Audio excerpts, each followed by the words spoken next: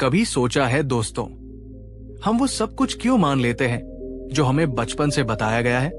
क्यों हम बिना सोचे समझे दूसरों की बातों पर भरोसा कर लेते हैं? गौतम बुद्ध ने कहा था, जो व्यक्ति बिना सोच समझे विश्वास करता है वो ज्ञान नहीं, भ्रम पाता है। आज की इस कहानी में हम जानेंगे वो बातें जिन पर भरोसा करने वाला कभी ज्ञान तक नहीं पहुंच सकता, और बुद्ध ने क्यों दी थी इसके लिए चेतावनी।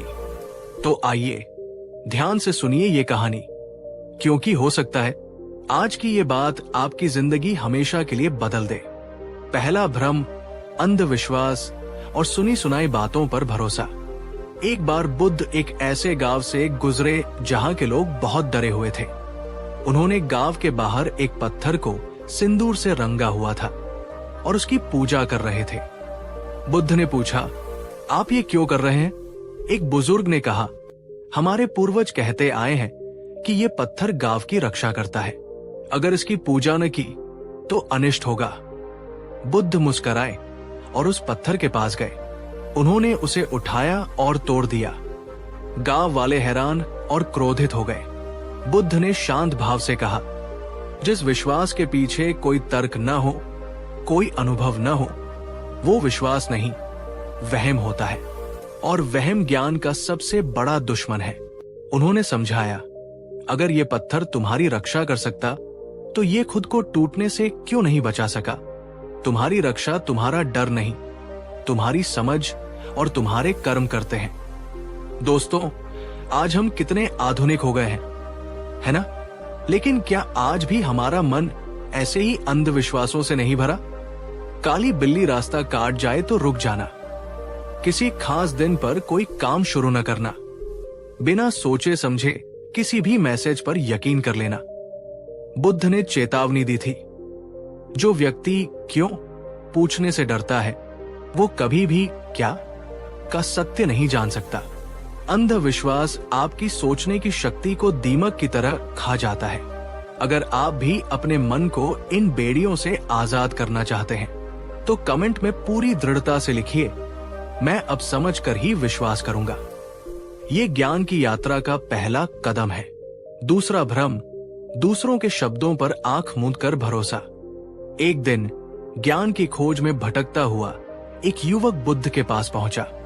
वो बहुत भ्रमित था। उसने कहा, भगवान, मैं कई गुरुओं के पास गया। कोई कहता है मेरा मार्ग ही सत्य है, कोई कहता है सिर्फ मेरे ग्रंथ ही ईश्वर का वचन है। मैं किस पर विश्वास करूं? बुद्ध का उत्तर इतिहास में अमर हो गया। उन्होंने कहा, किसी बात पर सिर्फ इसलिए विश्वास मत करो क्योंकि तुमने उसे सुना है।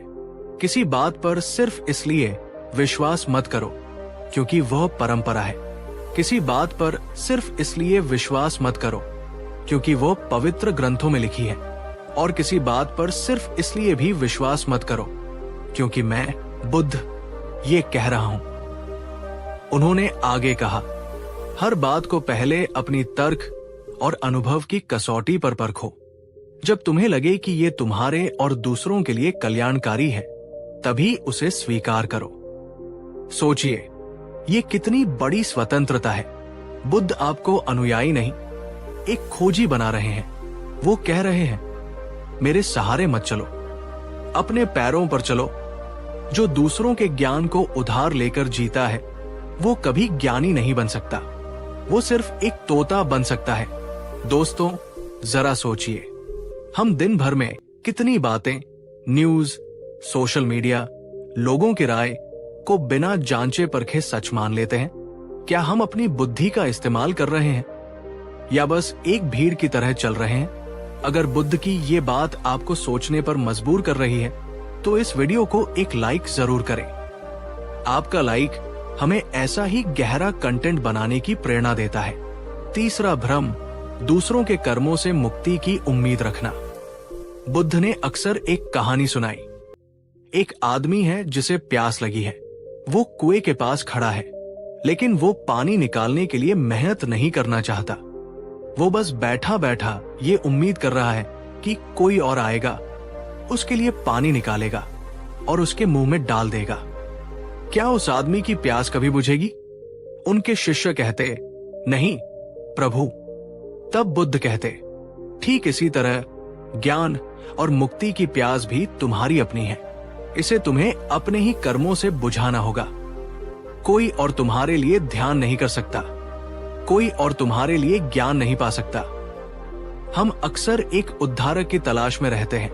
हम सोचते हैं कोई गुरु आएगा और चमत्कार से हमारी सारी समस्याएं हल कर देगा। कोई पूजा पाठ, कोई कर्मकांड हमें रातों रात बदल देगा। बुद्ध ने इस झूठी उम्मीद को तोड़ा। उन्होंने कहा, तुम ही अपने मालिक हो और तुम ही अपने दुश्मन। कोई बाहरी शक्ति तुम्हें न तो बना सकती है, न ही बिगाड़ सकती है। दोस्तों, क्या आपने कभी अपने जीवन की बागडोर किसी और के हाथ में दे दी है?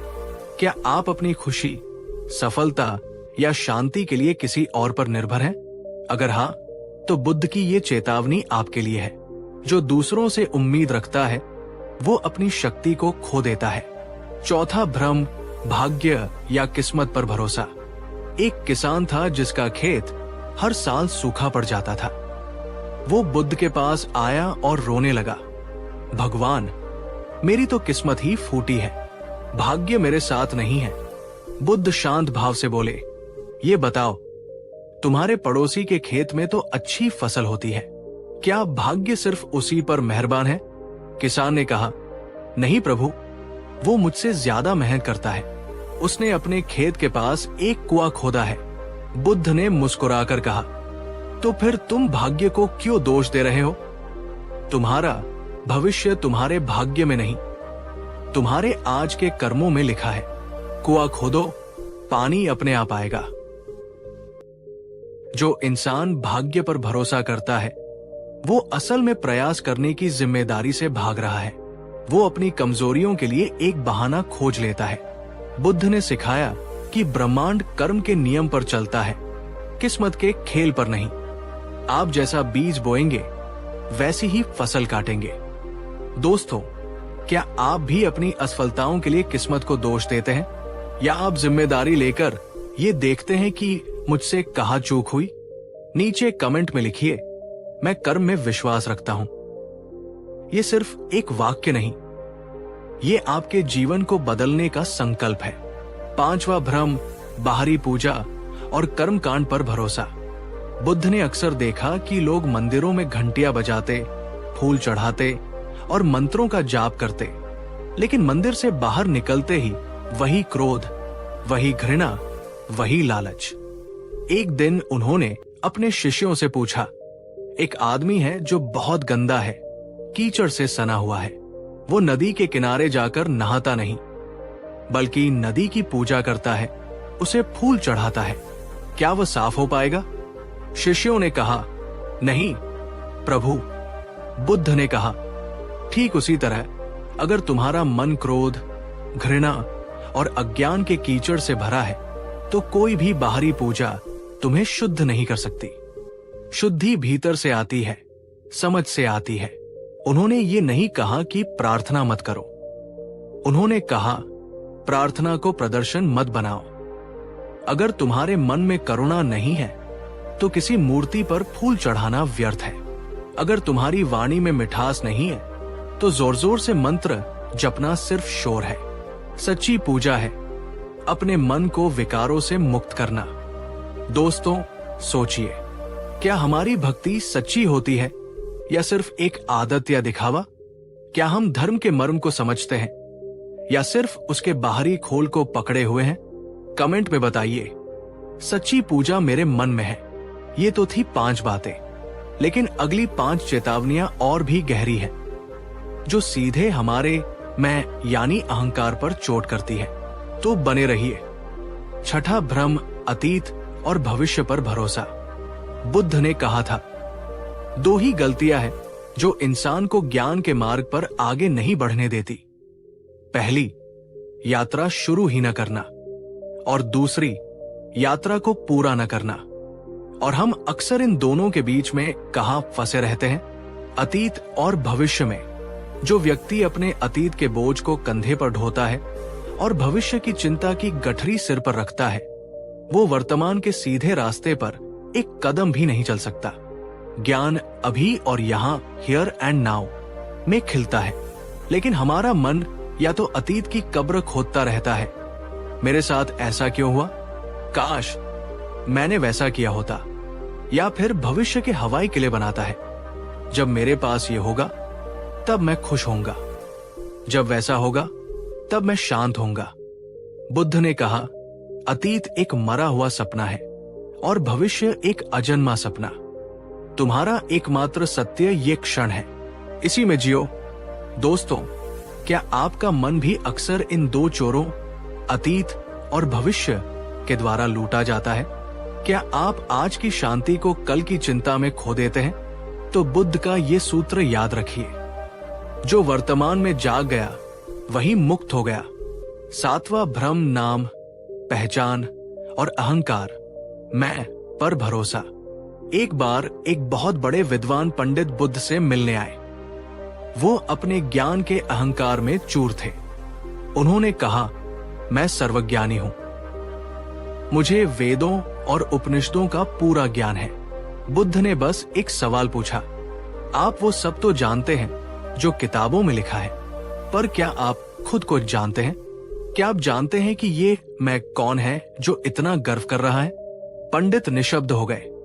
बुद्ध ने समझाया, जब तक तुम अपनी झूठी पहचान, अपना नाम, अपना पद, अपनी जाति, अपना ज्ञान से चिपके रहोगे, तब तक तुम अपनी सच्ची वास्तविकता को कभी नहीं जान पाओगे। अहंकार एक धूल भरी खिड़की की तरह है, जब तक वो साफ नहीं होती, तुम बाहर की दुनिया और अपने भीतर के सत्य को साफ साफ नहीं देख सकते। ज्ञान की पहली शर्त है ये स्वीकार करना कि मैं कुछ नहीं जानता। इसी खालीपन में सत्य उतरता है। दोस्तों, क्या हम भी अपनी छोटी छोटी उपलब्धियों, अपनी डिग्री, अपनी नौकरी, अपने सोशल मीडिया फॉलोअर्स के अहंकार में नहीं जीते? बुद्ध की चेतावनी है, ये सब रेत के महल है, असली खजाना इस मैं के पार है। आठवां भ्रम, डर पर भरोसा। एक भिक्षु था जो रात में अकेले ध्यान करने से डरता था। उसे लगता था कि जंगल में भूत प्रेत है। बुद्ध ने उससे कहा, जंगल में कोई भूत नहीं है, असली भूत तुम्हारे अपने मन में है। तुम्हारे डर, तुम्हारी चिंताएं, तुम्हारी कल्पनाएं। बुद्ध ने सिखाया कि डर एक परछाई की तरह है, इसका अपना कोई अस्तित्व नहीं है।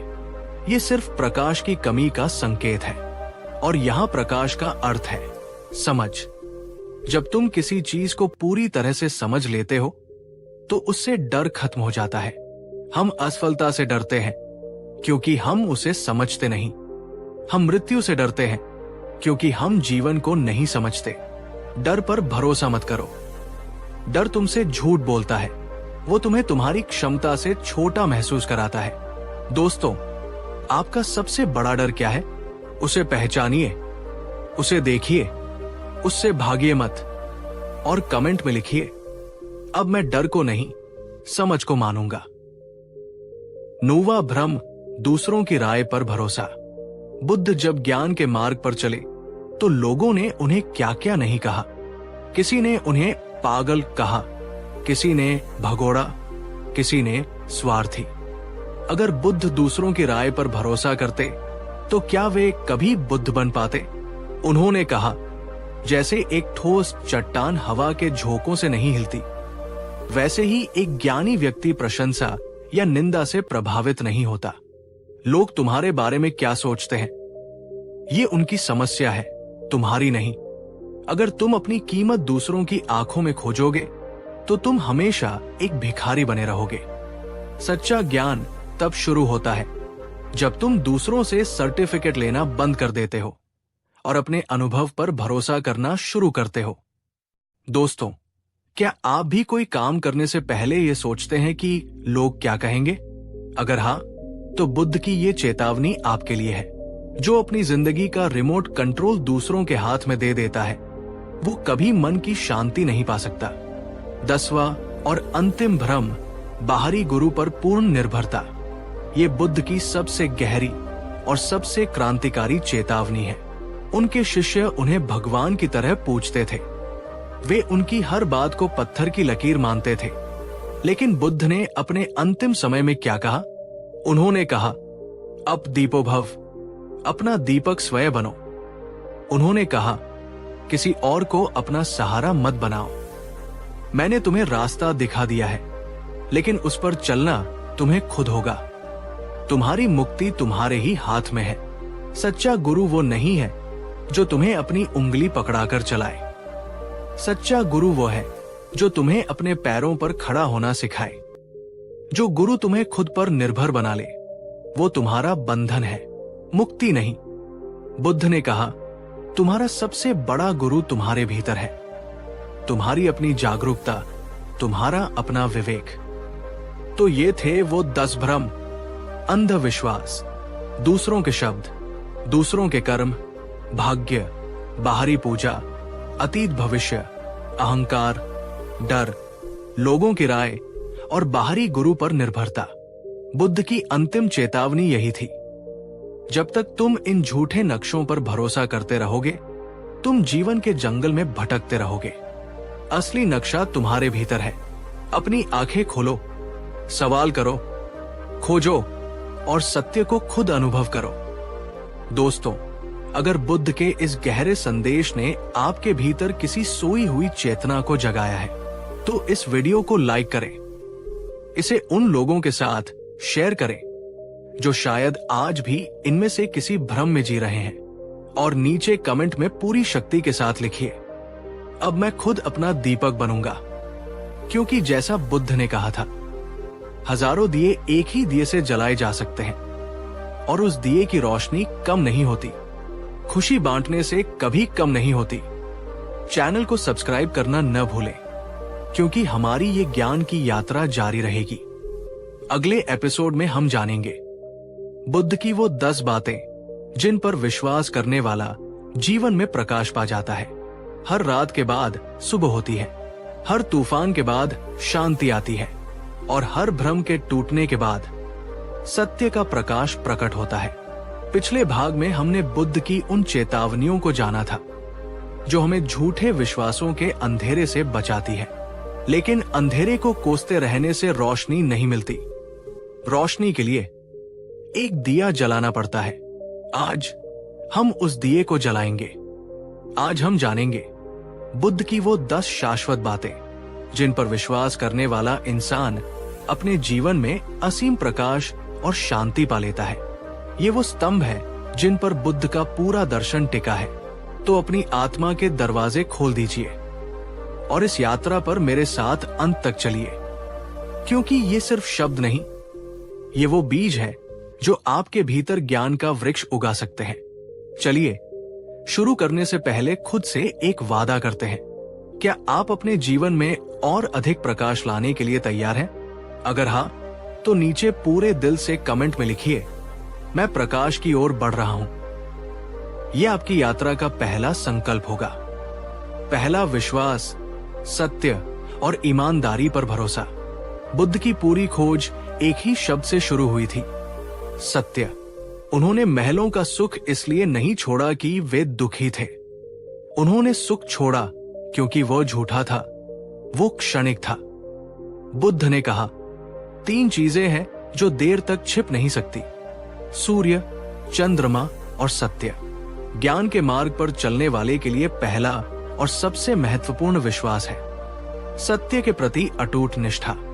इसका अर्थ है सबसे पहले खुद से ईमानदार होना, अपनी कमजोरियों को स्वीकार करना, अपनी गलतियों को देखना, अपने मन के झूठ को पकड़ना। जो इंसान खुद को धोखा देता है, वो पूरी दुनिया को धोखा दे सकता है, लेकिन सत्य को कभी नहीं पा सकता। एक बार एक व्यक्ति ने बुद्ध से पूछा, सत्य क्या है? बुद्ध ने कहा, जो है उसे वैसा ही देखना, बिना अपनी पसंद या नापसंद का रंग चढ़ाए, वही सत्य है। दोस्तों, बुद्ध का पहला संदेश है, बाहरी दुनिया में सत्य खोजने से पहले अपने भीतर सत्य से जीने का साहस करो, क्योंकि जो भीतर से सच्चा है, प्रकाश स्वयं उसे खोज लेता है। अगर आप आज से अपने जीवन में पूरी ईमानदारी से जीने का संकल्प लेते हैं, तो कमेंट में लिखिए, मैं सत्य का पथ चुनता हूं।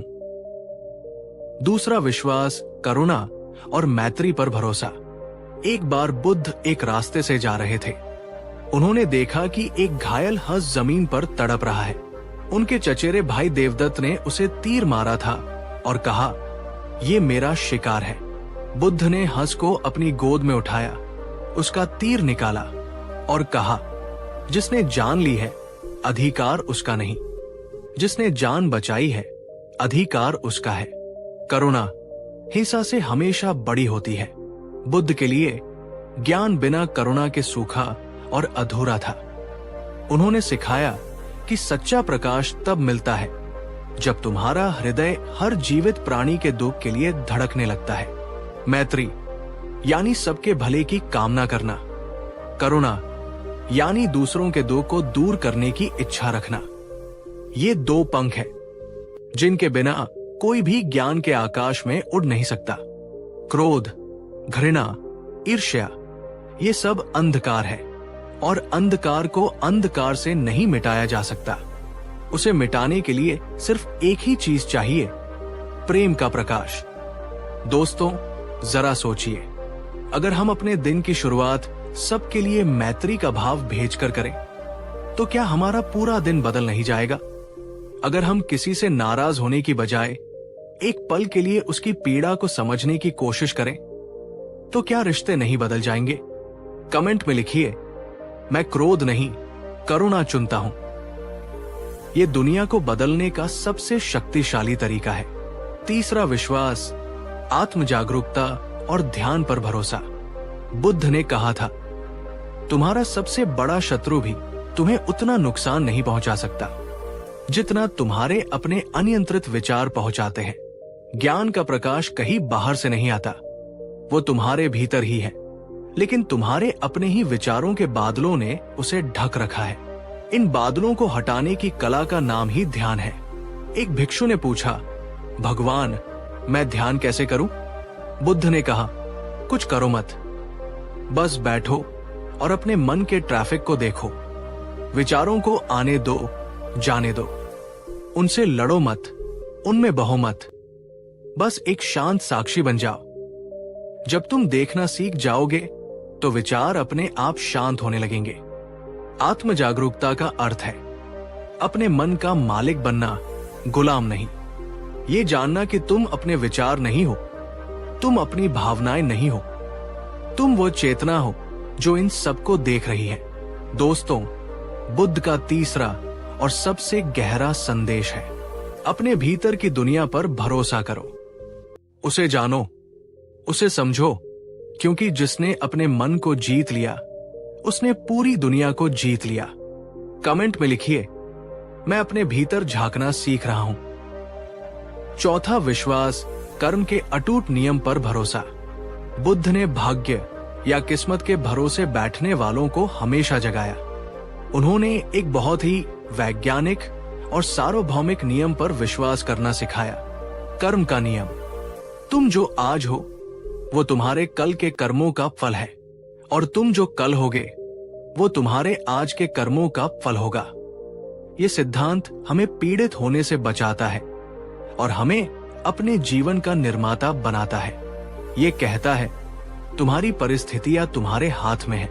अगर तुम्हारी फसल अच्छी नहीं है तो भाग्य को मत कोसो, बीज और जमीन को देखो। अगर तुम्हारे रिश्ते अच्छे नहीं हैं तो दूसरों को मत कोसो, अपनी वाणी और व्यवहार को देखो। बुद्ध ने कहा, हजारों मील की यात्रा भी एक कदम से ही शुरू होती है। तुम्हारा हर छोटा बड़ा कर्म, चाहे वो मन से हो, वाणी से हो या शरीर से, तुम्हारे भविष्य का निर्माण कर रहा है। दोस्तों, बुद्ध का चौथा विश्वास है, परिणाम की चिंता छोड़कर अपने कर्म की शुद्धता पर भरोसा करो। अगर तुम्हारा इरादा नेक है और प्रयास सच्चा है तो अच्छा परिणाम आज नहीं तो कल आएगा ही। कमेंट में पूरी शक्ति से लिखिए, मैं अपने कर्म का निर्माता हूं। पांचवा विश्वास, वर्तमान क्षण की शक्ति पर भरोसा। बुद्ध ने कहा, अतीत पर ध्यान मत दो, भविष्य का सपना मत देखो, अपने मन को वर्तमान क्षण पर केंद्रित करो। यही खुशी का रास्ता है। प्रकाश न तो अतीत की धुंधली यादों में है, और न ही भविष्य की अनिश्चित कल्पनाओं में। प्रकाश केवल एक ही जगह है, अभी और यहीं, हियर एंड नाउ। जब तुम पूरी तरह से इस पल में मौजूद होते हो तो कोई चिंता तुम्हें छू नहीं सकती, कोई पछतावा तुम्हें सता नहीं सकता। तुम जीवन की लय के साथ एक हो जाते हो। एक बार एक व्यक्ति ने बुद्ध से पूछा, आप हमेशा इतने शांत और आनंदित कैसे रहते हैं? बुद्ध ने कहा, जब मैं चलता हूं तो सिर्फ चलता हूं, जब मैं खाता हूं तो सिर्फ खाता हूं, जब मैं बैठता हूं तो सिर्फ बैठता हूं। मैं जो भी करता हूं पूरी तरह से उसी में होता हूं। दोस्तों, ये 5वां और सबसे सुंदर पाठ है। अपने वर्तमान क्षण पर भरोसा करो। यही एकमात्र सच्चाई है जो तुम्हारे पास है। इसे जी भरकर जियो। कमेंट में लिखिए, मैं वर्तमान में जीना चुनता हूं। यह आपको दिन भर में बार बार इस खूबसूरत पल में वापस लाएगा। ये थी 5 बातें जो आपके जीवन की नींव को मजबूत करती हैं, और अगली 5 बातें उस नींव पर शांति और आनंद का महल खड़ा करेंगी। तो मेरे साथ बने रहिए। छठा, विश्वास, क्षमा की उपचारक शक्ति पर भरोसा। एक बार एक व्यक्ति ने बुद्ध को भरी सभा में अपमानित किया। बुद्ध शांत और मौन रहे। जब वो व्यक्ति चला गया तो शिष्यों ने पूछा, भगवान, आपने उसे कुछ कहा क्यों नहीं? बुद्ध ने कहा, मन में क्रोध रखना किसी और पर फेंकने के इरादे से एक जलता हुआ कोयला अपने हाथ में रखने जैसा है।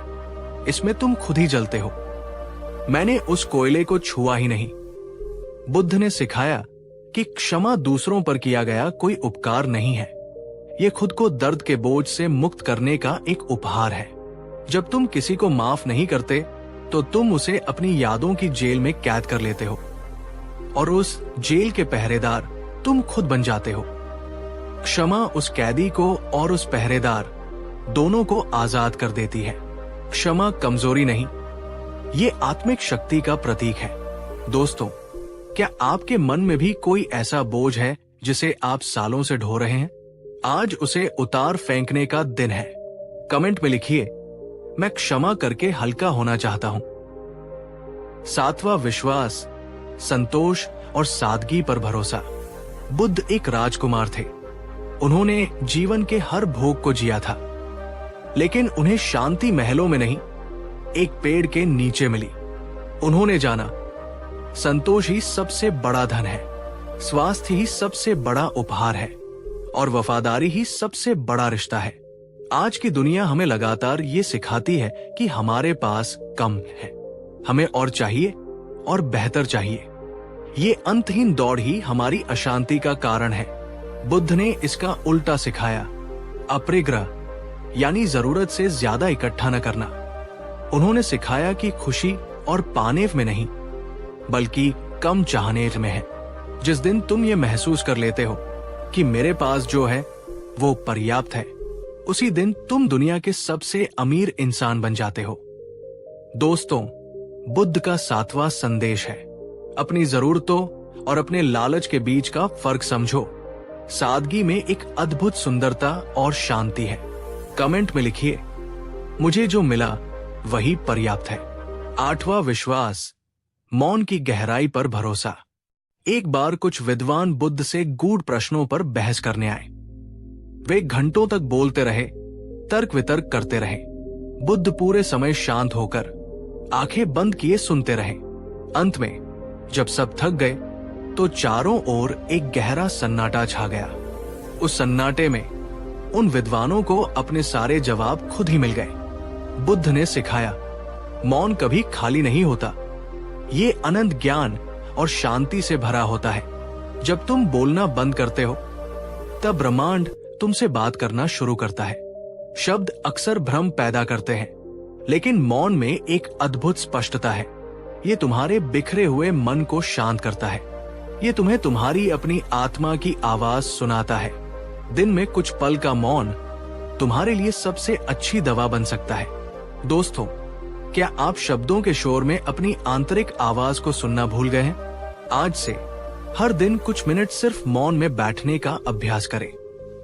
कमेंट में लिखिए, अब मैं मौन से सुनना सीख रहा हूं। नोवा विश्वास, परिवर्तन, अनित्यता के नियम पर भरोसा बुद्ध का एक सबसे गहरा और क्रांतिकारी विश्वास था। अनित्यता, इम्परमानेंस के नियम पर उन्होंने कहा, इस दुनिया में कुछ भी स्थायी नहीं है, सब कुछ बदल रहा है। जो जन्मा है वो मरेगा, जो मिला है वो खोएगा, जो बना है वो मिटेगा। ये सुनने में दुखद लग सकता है, लेकिन यही जीवन का सबसे बड़ा सत्य और सबसे बड़ी मुक्ति है। क्योंकि अगर दुख आता है तो वो भी स्थायी नहीं है, वो भी बदल जाएगा। अगर असफलता मिलती है तो वो भी स्थायी नहीं है, वो भी बदल जाएगी।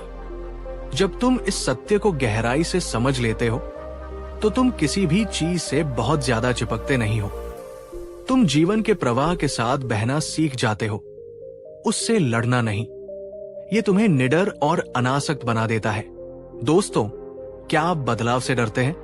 बुद्ध कहते हैं, बदलाव से डरो मत, उसे गले लगाओ, क्योंकि बदलाव ही जीवन का दूसरा नाम है।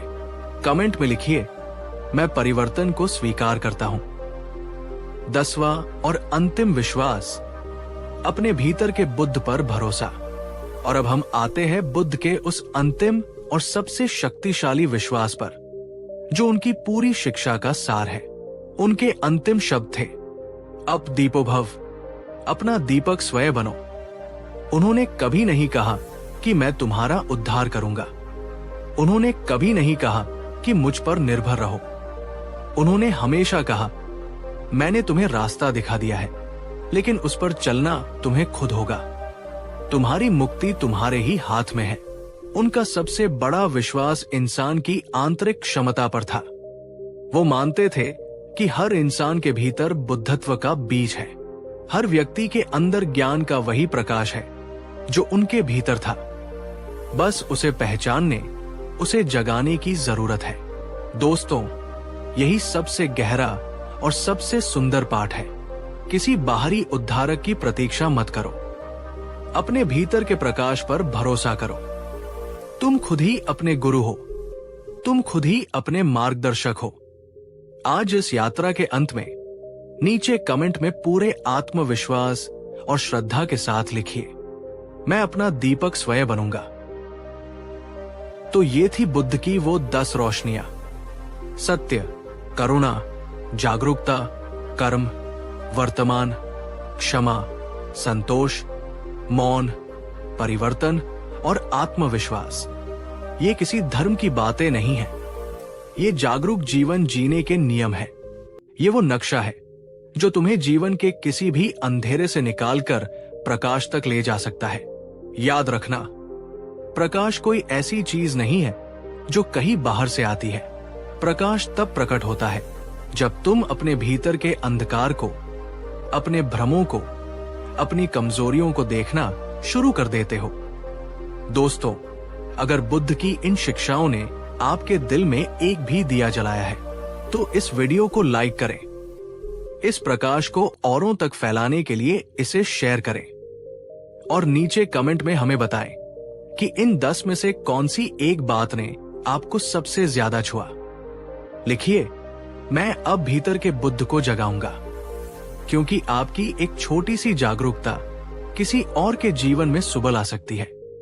अगले एपिसोड में हम जानेंगे, जब बुद्ध ने कहा ज्ञान पाने के लिए त्यागना पड़ता है ये 5 चीजें।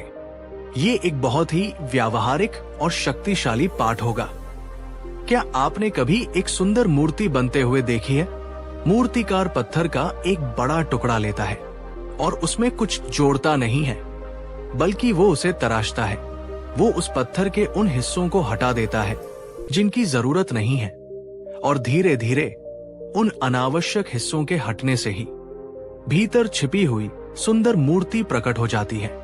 गौतम बुद्ध ने सिखाया कि ज्ञान पाना भी कुछ ऐसा ही है। ये कुछ नया हासिल करने के बारे में नहीं है, ये उन चीजों को त्यागने के बारे में है जिन्होंने हमारे सच्चे स्वरूप को, हमारी आंतरिक शांति को ढक रखा है। पिछले एपिसोड में हमने जाना कि किन बातों पर विश्वास करना चाहिए, लेकिन आज हम उस कला को सीखेंगे जिसे बुद्ध ने तराशने की कला कहा। आज हम जानेंगे वो 5 चीजें जिन्हें त्यागे बिना कोई भी इंसान ज्ञान के मार्ग पर एक कदम भी आगे नहीं बढ़ सकता। तो अपने मन को पूरी तरह से खुला रखिए और इस यात्रा पर मेरे साथ चलिए, क्योंकि आज आप कुछ पाने नहीं बल्कि कुछ छोड़ने की कला सीखने वाले हैं, जिससे आपकी जिंदगी हमेशा के लिए बदल सकती है। चलिए शुरू करने से पहले खुद से एक सवाल करते हैं।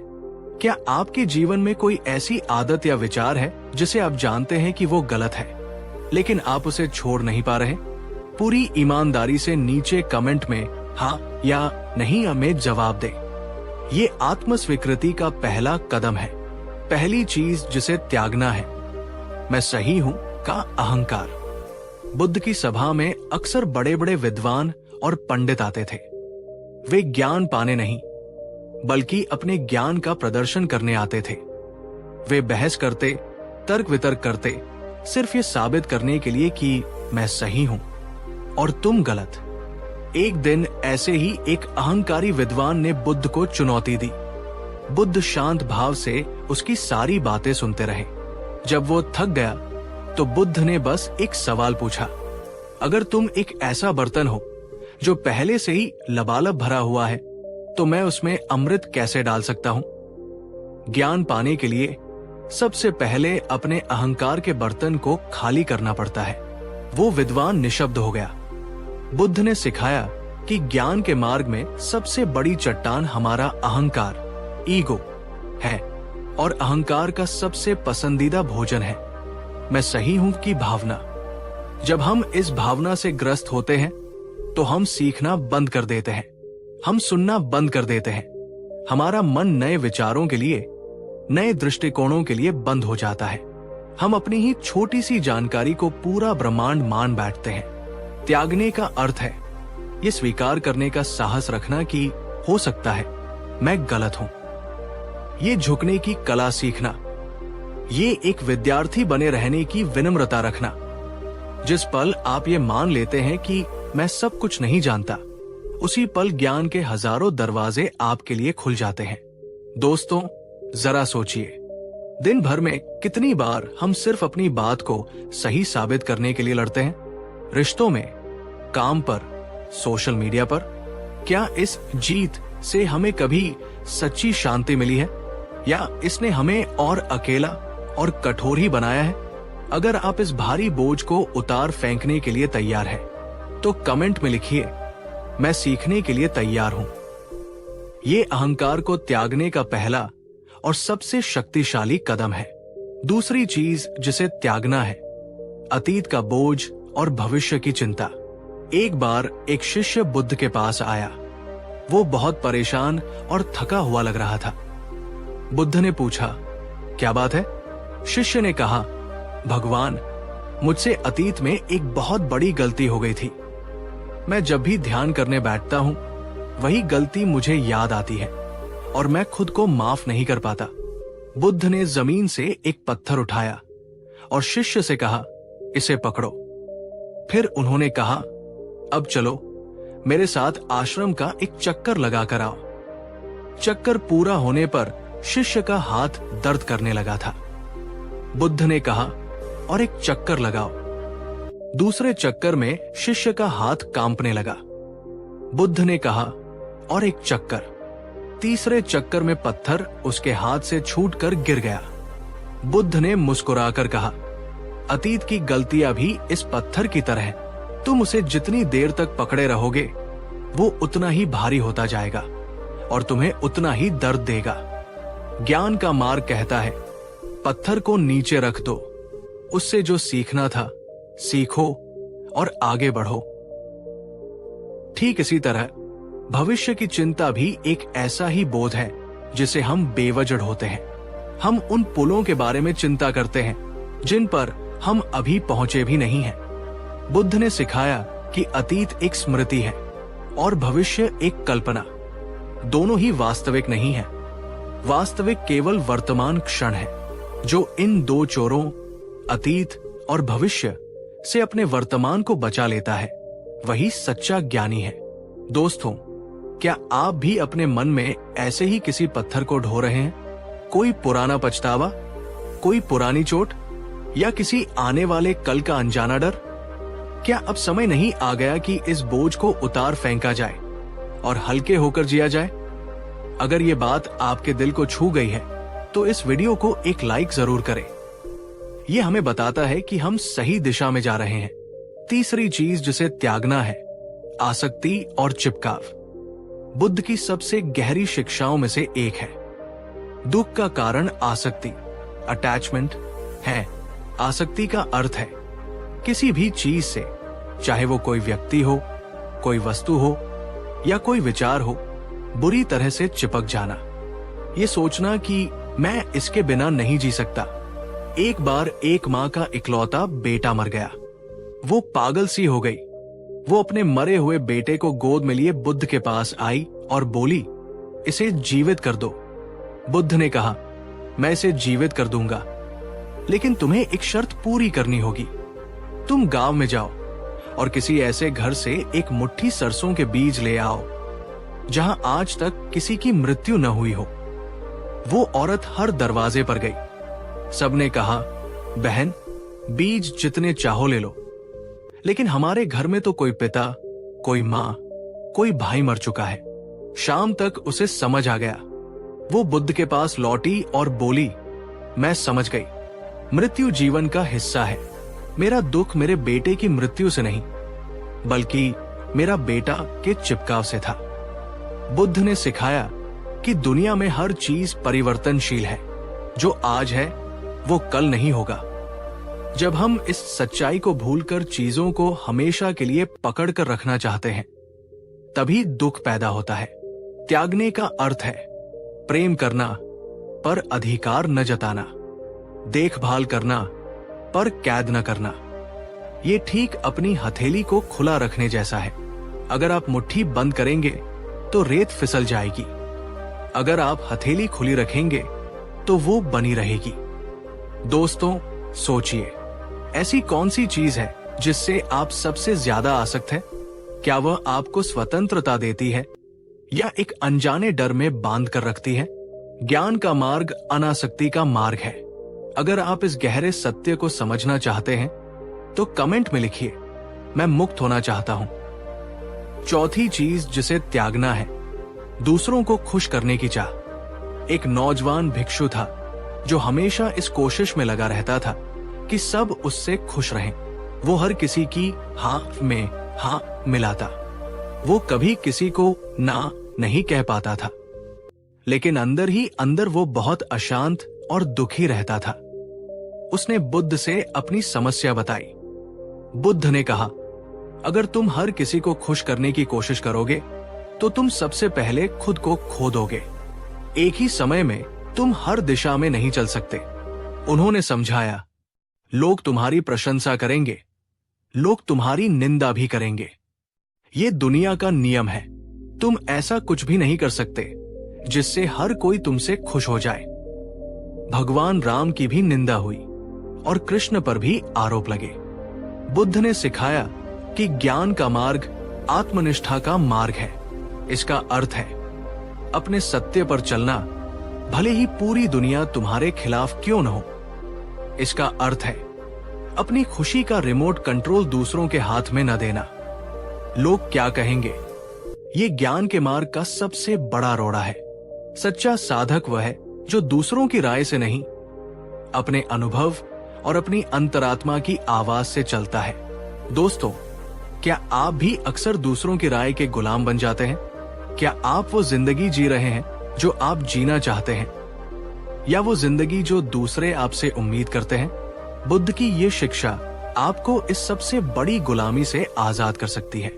आज से दूसरों से पहले खुद से पूछें, क्या ये मेरे लिए सही है? कमेंट में लिखिए, मैं अपनी अंतरात्मा की सुनूंगा। पांचवी और अंतिम चीज जिसे त्यागना है, व्यर्थ की जटिलता और मानसिक शोर। और अब हम आते हैं उस अंतिम चीज पर जिसे त्यागना आज के समय में सबसे ज्यादा जरूरी है। वो है मानसिक शोर। बुद्ध के समय में जीवन बहुत सरल था, लेकिन आज हमारा मन हजारों सूचनाओं, विचारों, चिंताओं और योजनाओं से भरा पड़ा है। सोशल मीडिया, न्यूज, मनोरंजन, हम एक पल के लिए भी शांत नहीं हैं। हमारा मन एक अशांत समुद्र की तरह हो गया है। बुद्ध ने सिखाया था, जैसे शांत पानी में ही चांद का प्रतिबिंब साफ दिखाई देता है, वैसे ही शांत मन में ही सत्य प्रकट होता है। ज्ञान पाने के लिए आपको कोई जटिल दर्शन या कर्मकांड की जरूरत नहीं है। आपको जरूरत है सरलता की। अपने जीवन को सरल बनाओ, अपनी जरूरतों को कम करो, व्यर्थ की सूचनाओं से अपने मन को बचाओ, दिन में कुछ समय मौन और एकांत में बिताओ। बुद्ध का पूरा मार्ग कम करने, लेस इज मोर का मार्ग है। कम सोचना, ज्यादा देखना, कम बोलना, ज्यादा सुनना, कम उलझना, ज्यादा समझना। जब मन का शोर शांत होता है, तभी भीतर का संगीत सुनाई देता है। दोस्तों, क्या आपका मन भी अक्सर ओवरलोडेड महसूस करता है?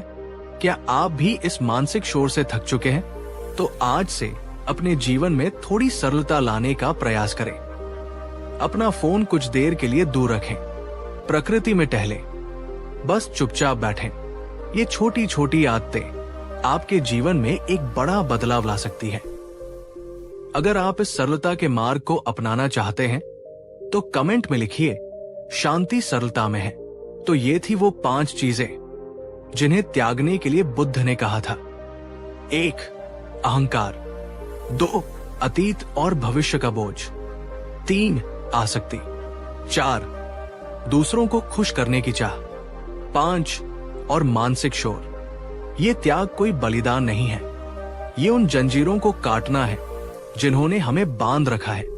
ये उस अनावश्यक पत्थर को हटाना है ताकि हमारे भीतर का बुद्ध प्रकट हो सके। याद रखना, ज्ञान पाया नहीं जाता, ज्ञान को अनावृत किया जाता है। ये पहले से ही आपके भीतर है, बस इन 5 परतों को हटाने का साहस चाहिए। गौतम बुद्ध के अनुसार जीवन का अंतिम लक्ष्य क्या है? निर्वाण का रहस्य। याद रखना, कभी कभी कुछ छोड़ने में ही सब कुछ पा लेना छिपा होता है। जैसे कमल कीचड़ में रहकर भी उससे अछूता रहता है, वैसे ही ज्ञानी संसार में रहकर भी उससे अनासक्त रहता है। कहानी 2। हम सब जीवन भर भागते हैं, पैसा, सफलता, रिश्ते, खुशी, एक मंजिल से दूसरी मंजिल। लेकिन क्या आपने कभी रुककर खुद से ये सबसे बड़ा सवाल पूछा है? इस पूरी यात्रा का अंतिम लक्ष्य क्या है? हम यहाँ क्यों हैं? जीवन का परम उद्देश्य क्या है? अलग अलग धर्मों ने इसे अलग अलग नाम दिए हैं। मोक्ष, मुक्ति, स्वर्ग, ईश्वर से मिलन।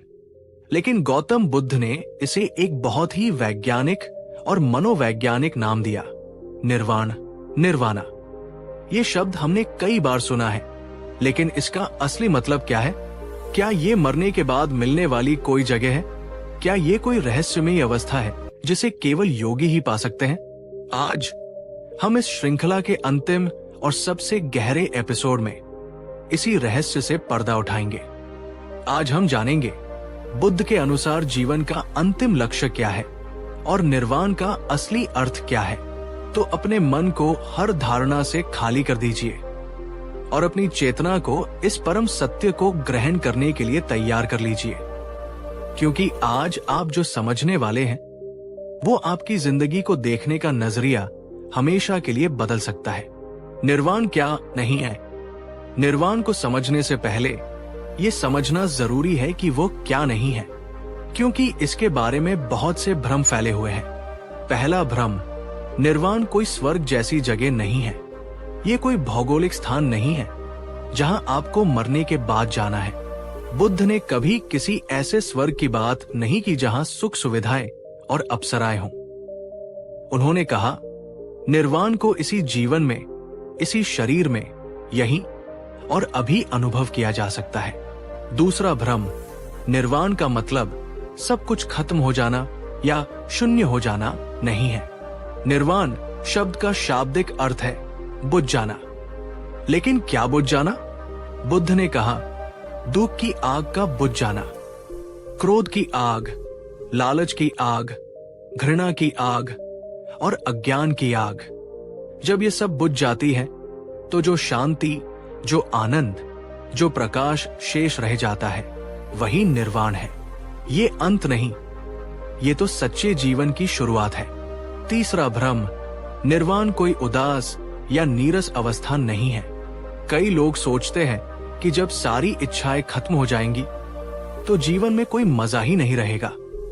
बुद्ध ने कहा, यह बिल्कुल उल्टा है। अभी हम इच्छाओं के गुलाम हैं, इसलिए हम दुखी हैं। निर्वाण में तुम इच्छाओं के मालिक बन जाते हो। तुम उस आनंद को पाते हो जो किसी बाहरी चीज पर निर्भर नहीं है। वो आनंद तुम्हारा स्वभाव बन जाता है। इसे उन्होंने परमानंद कहा। तो सबसे पहले अपने मन से इन भ्रमों को हटा दीजिए। निर्वाण कोई भविष्य की कल्पना नहीं है, ये वर्तमान की सबसे गहरी और सबसे सुंदर वास्तविकता है। अगर ये शुरुआती स्पष्टता आपको अच्छी लगी हो तो नीचे कमेंट में एक कमल का फूल पोस्ट करें। ये शुद्धता और ज्ञान का प्रतीक है। दुख के चक्र से मुक्ति। तो फिर निर्वाण है क्या? इसे समझने के लिए हमें बुद्ध के 4 आर्य सत्यों को फिर से याद करना होगा। 1. दुख है, जीवन में पीड़ा, असंतोष और बेचैनी है। 2. दुख का कारण है, और वो कारण है हमारी तृष्णा, हमारी आसक्ति, हमारा अज्ञान। 3. दुख का अंत संभव है, इस दुख को समाप्त किया जा सकता है। 4.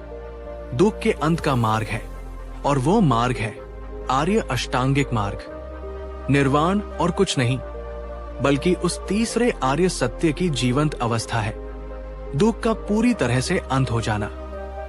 कल्पना कीजिए, आप एक पहिए पर बंधे हुए हैं जो लगातार घूम रहा है। कभी आप ऊपर जाते हैं, सुख, कभी आप नीचे आते हैं, दुख। ये चक्र चलता ही रहता है जन्मों जन्मों तक। सुख आता है, लेकिन उसके पीछे दुख का डर छिपा होता है। दुख आता है और हम सुख के लिए तड़पते हैं। हम इस चक्र में फंसे हुए कैदी हैं। बुद्ध ने कहा, निर्वाण इस चक्र से बाहर निकल जाना है। ये उस अवस्था को पा लेना है जहां सुख और दुख दोनों तुम्हें छू नहीं पाते। तुम एक दर्शक बन जाते हो। तुम जीवन के खेल को देखते हो, लेकिन उससे प्रभावित नहीं होते। तुम्हारे भीतर एक ऐसी गहरी शांति, एक ऐसा अटल केंद्र स्थापित हो जाता है जिसे बाहर की कोई भी आंधी हिला नहीं सकती। सोचिए, कैसा होगा वो जीवन जहां आपको असफलता का डर न हो, जहां किसी की निंदा आपको दुखी न कर सके, जहां आपको कुछ खोने का भय न हो। यही सच्ची स्वतंत्रता है, यही निर्वाण है। ये कमजोरी नहीं, ये परम शक्ति है। अगर आप इस परम स्वतंत्रता के विचार से प्रेरित महसूस कर रहे हैं तो इस वीडियो को एक लाइक जरूर करें। ये इस गहरे संदेश को और लोगों तक पहुंचाने में हमारी मदद करता है। निर्वाण का मार्ग, मैं का विसर्जन। अब सबसे बड़ा सवाल, इस अवस्था तक पहुंचा कैसे जाए? इसका रास्ता क्या है? बुद्ध ने कहा, दुख की जड़ है हमारी अस्मिता, हमारा अहंकार, हमारा ये गहरा भाव कि मैं हूं। ये मेरा शरीर है, ये मेरे विचार है, ये मेरी सफलता है, ये मेरा अपमान है, ये मैं ही है जो हर चीज से चिपकता है, ये मैं ही है जो डरता है, ये मैं ही है जो पीड़ित होता है। जब तक ये झूठा मैं मौजूद है तब तक दुख रहेगा। इसलिए निर्वाण का मार्ग है इस झूठे मैं को विसर्जित कर देना। ये समझना कि जिसे तुम मैं कहते हो वो वास्तव में है क्या? वो सिर्फ 5 चीजों का एक जोड़ है। पंच स्कंद शरीर, भावनाएं, धारणाएं, मानसिक संस्कार और चेतना। और ये 5 चीजें लगातार बदल रही हैं। इनमें कुछ भी स्थायी नहीं है। जब तुम ध्यान की गहराई में उतरते हो तो तुम देखते हो कि वहां कोई स्थायी मैं है ही नहीं। वहां सिर्फ एक प्रवाह है, एक लहर है जो ब्रह्मांडीय सागर में उठ रही है और गिर रही है। जिस दिन तुम ये देख लेते हो उस दिन तुम्हारा अहंकार एक बुलबुले की तरह फूट जाता है। और जब अहंकार का बुलबुला फूटता है तो पीछे क्या बचता है? सिर्फ सागर। तुम उस ब्रह्मांडीय चेतना के साथ एक हो जाते हो।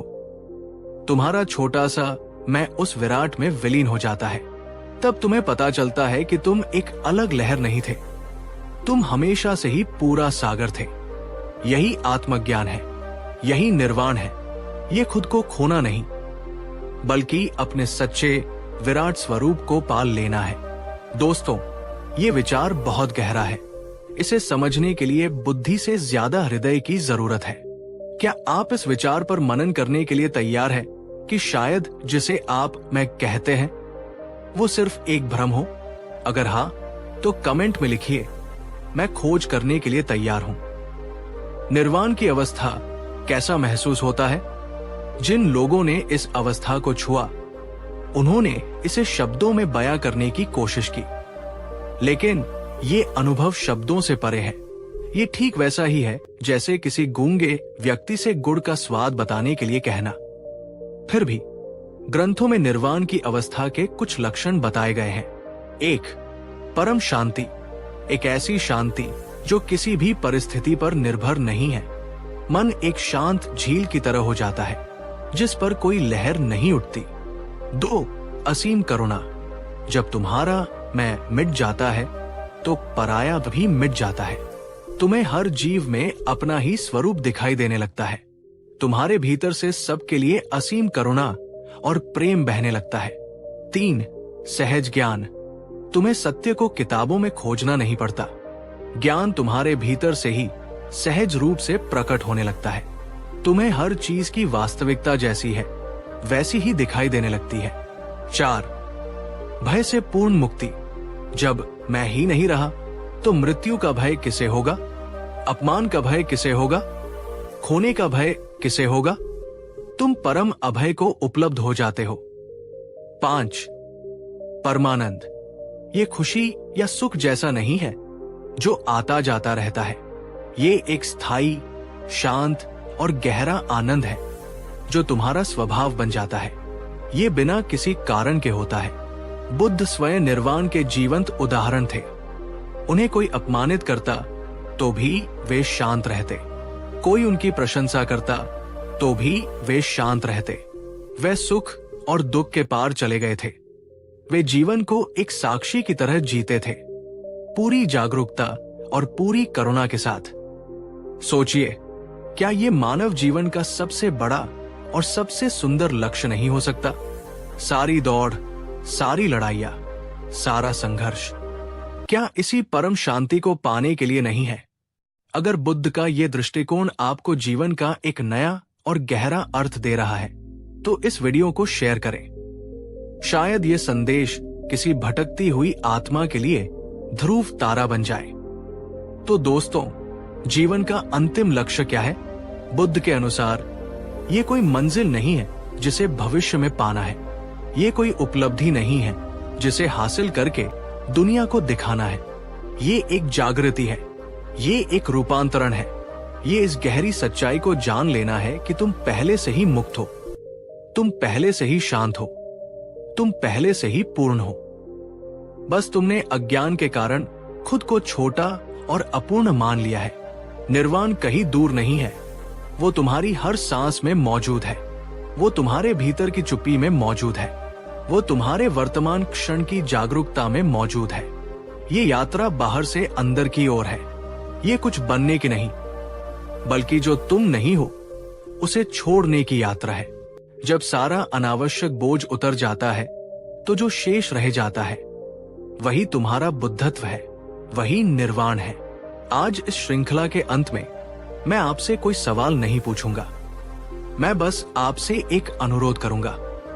इस वीडियो के खत्म होने के बाद बस 5 मिनट के लिए चुपचाप बैठ जाना।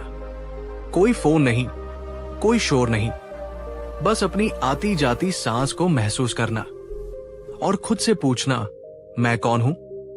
जवाब मत खोजना, बस उस प्रश्न के साथ ठहर जाना।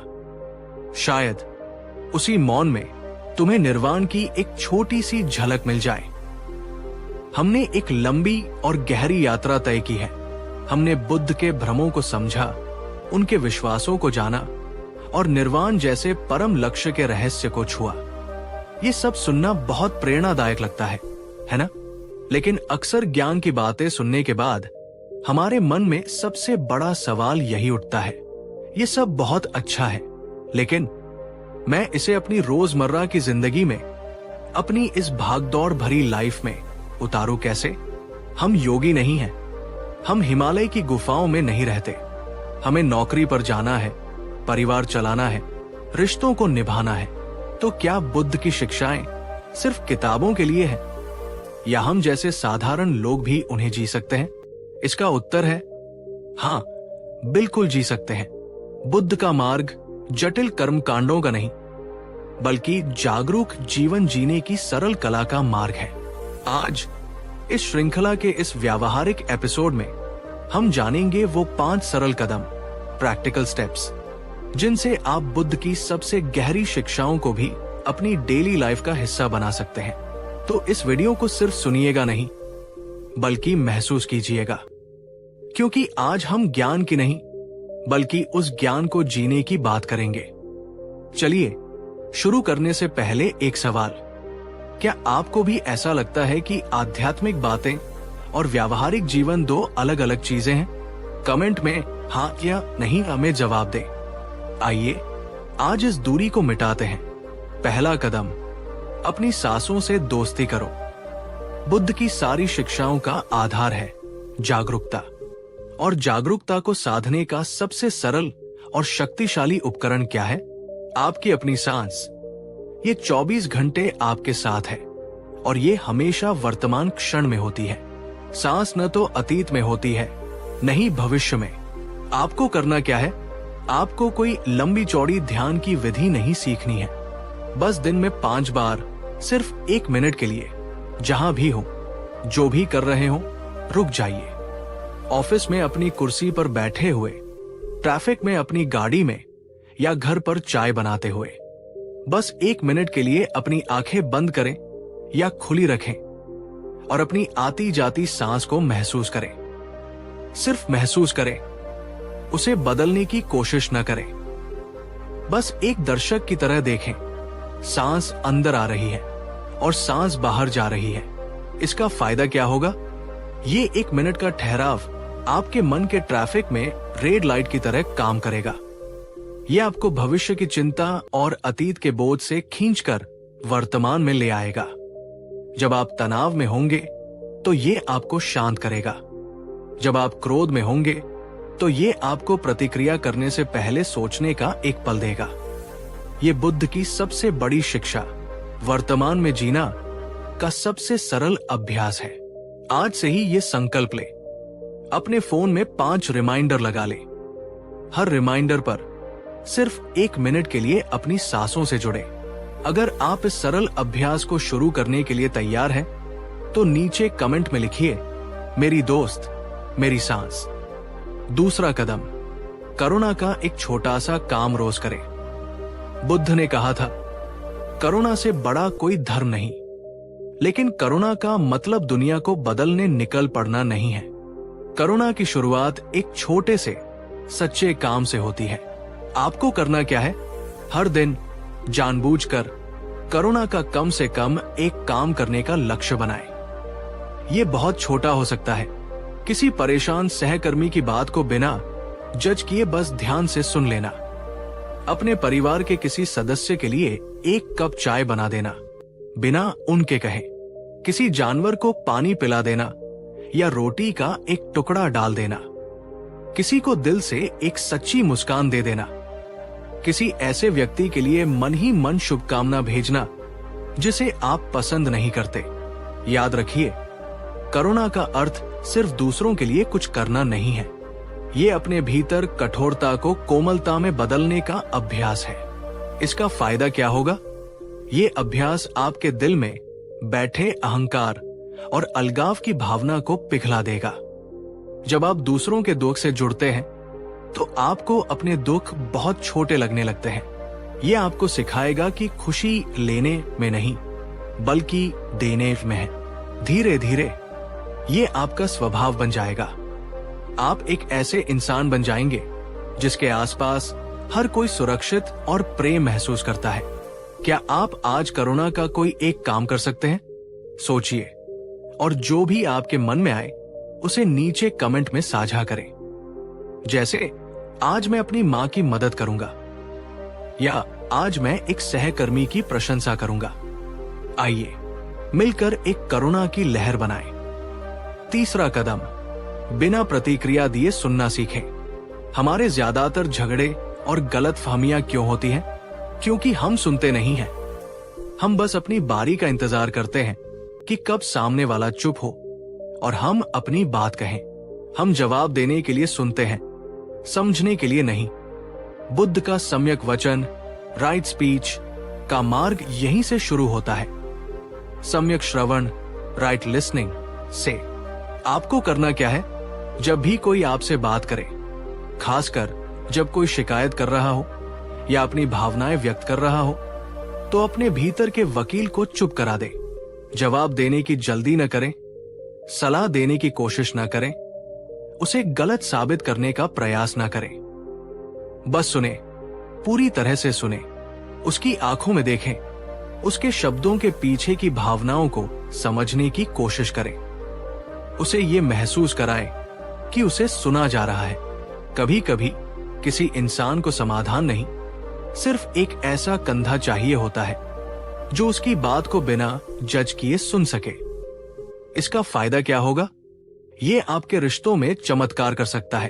जब लोग महसूस करते हैं कि उन्हें सच में सुना जा रहा है, तो वे आपके साथ सुरक्षित और जुड़ा हुआ महसूस करते हैं। ये आपके भीतर धैर्य और सहानुभूति को बढ़ाएगा। ये आपको सिखाएगा कि हर सिक्के के दो पहलू होते हैं और आपका दृष्टिकोण ही एकमात्र सत्य नहीं है। ये आपके अहंकार को कम करेगा और आपकी समझ को बढ़ाएगा। आज ये अभ्यास अपने किसी प्रियजन के साथ करके देखें। जब वो आपसे बात करें तो अपना फोन दूर रख दें और बस उन्हें सुने।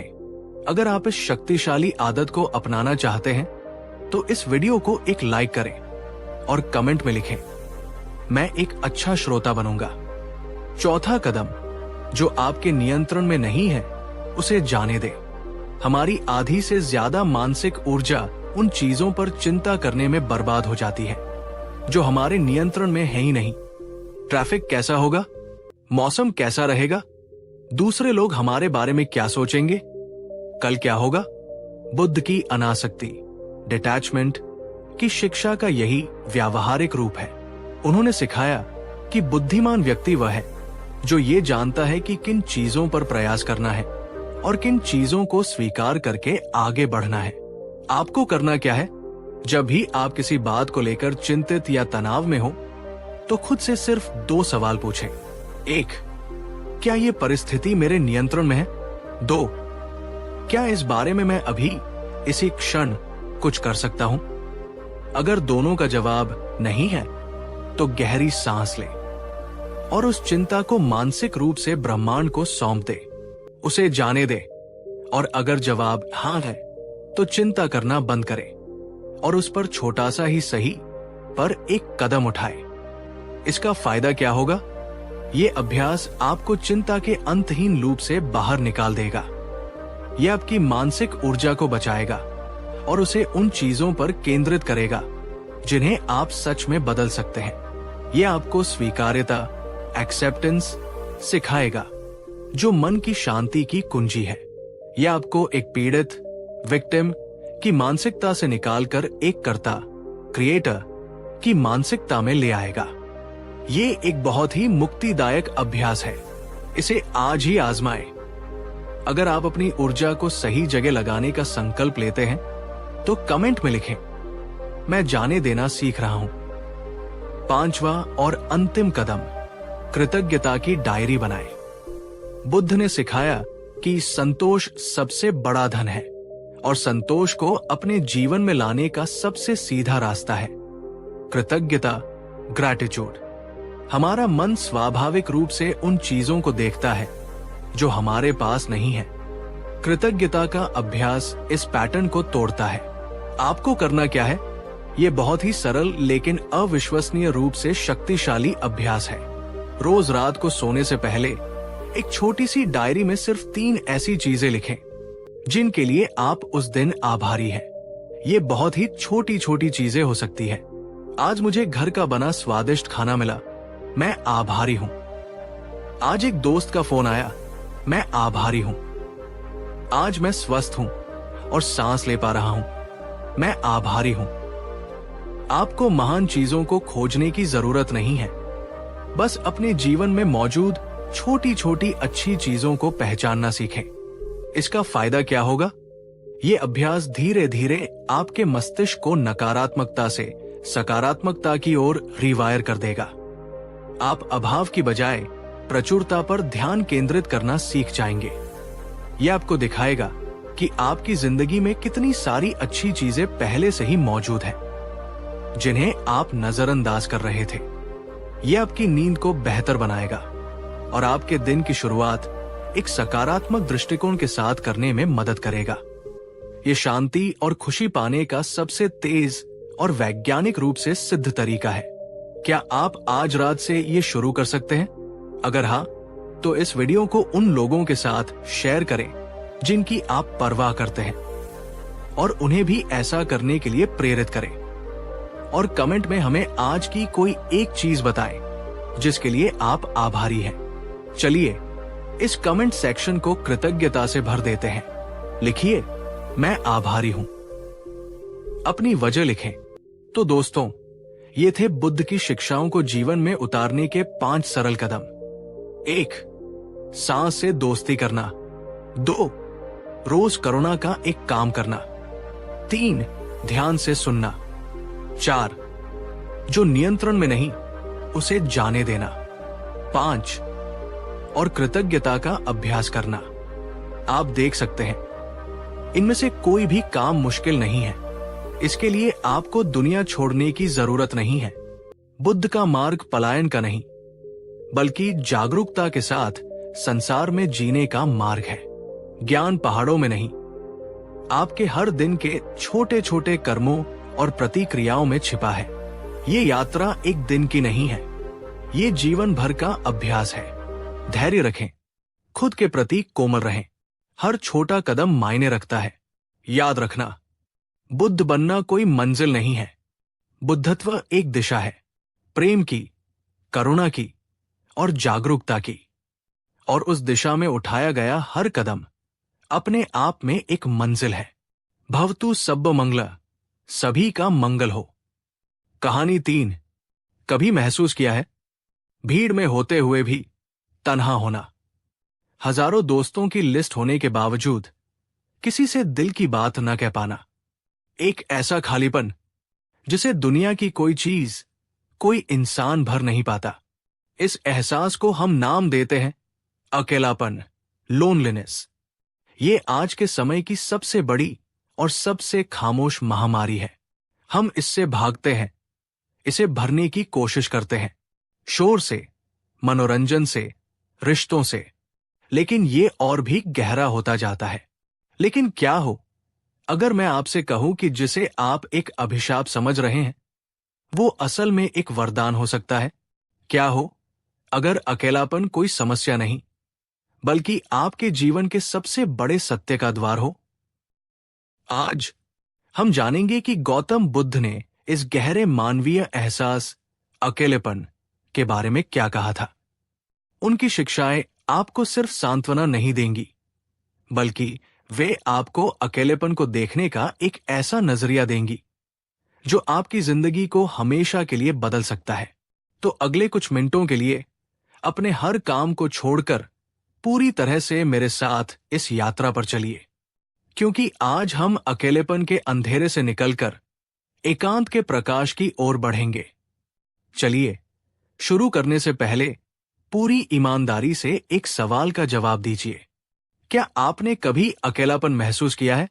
अगर हां, तो नीचे कमेंट में सिर्फ एक छोड़ दीजिए। आपको कुछ लिखने की जरूरत नहीं है। ये सिर्फ ये जानने के लिए है कि हम सब इस एहसास में एक साथ हैं।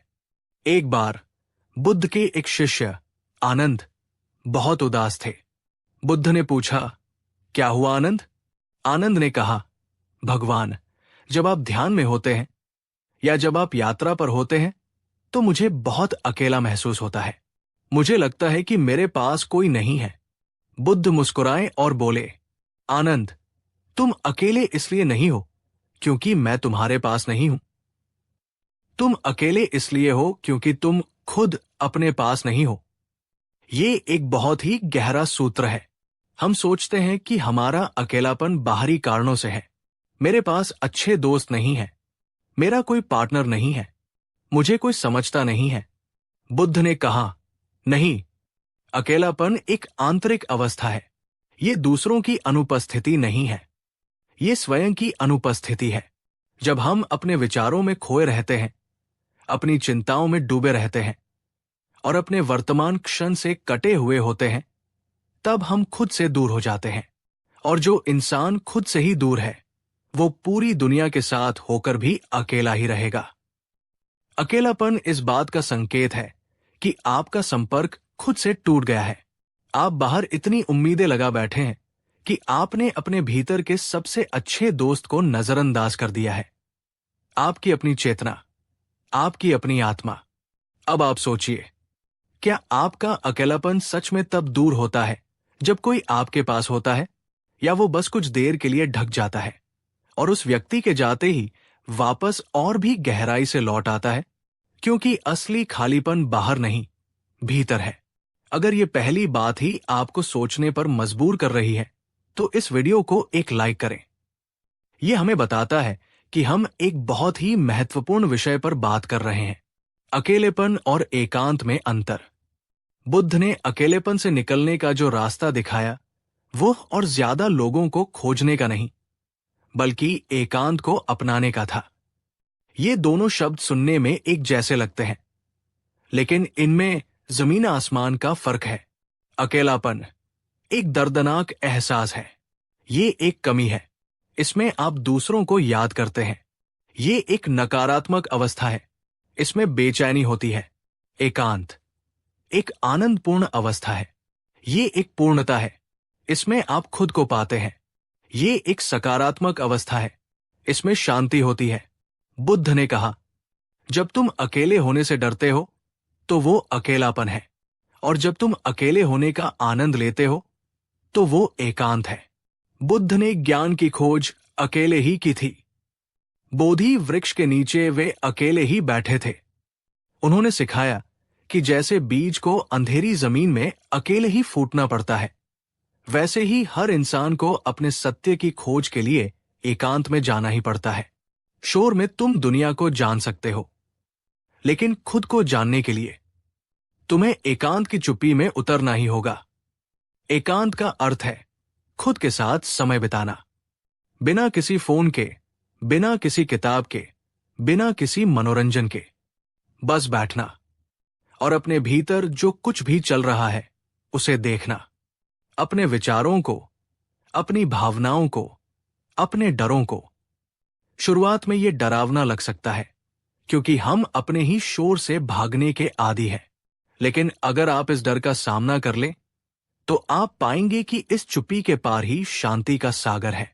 क्या आप अपने साथ अकेले में समय बिताने से डरते हैं? क्या आपको हमेशा कोई न कोई डिस्ट्रैक्शन चाहिए होता है? बुद्ध की शिक्षा हमें अकेलेपन के दर्द को एकांत की शक्ति में बदलने के लिए प्रेरित करती है। अगर आप इस रूपांतरण के लिए तैयार हैं, तो कमेंट में लिखिए, मैं एकांत को अपनाऊंगा। अकेलेपन को मिटाने के बुद्ध के 3 अभ्यास। तो इस अकेलेपन को एकांत में कैसे बदला जाए? बुद्ध ने इसके लिए बहुत ही व्यावहारिक अभ्यास बताए। पहला अभ्यास, मैत्री ध्यान। अकेलापन अक्सर हमें यह महसूस कराता है कि हम किसी से जुड़े हुए नहीं हैं। मैत्री ध्यान इस अलगाव की भावना को तोड़ता है। कैसे करें? शांत बैठें और मन ही मन अपने लिए शुभकामना भेजें। मैं सुखी रहूं, मैं शांत रहूं, मैं स्वस्थ रहूं। जब आप अपने लिए प्रेम महसूस करने लगे, तो यही शुभकामना अपने प्रियजनों के लिए भेजें।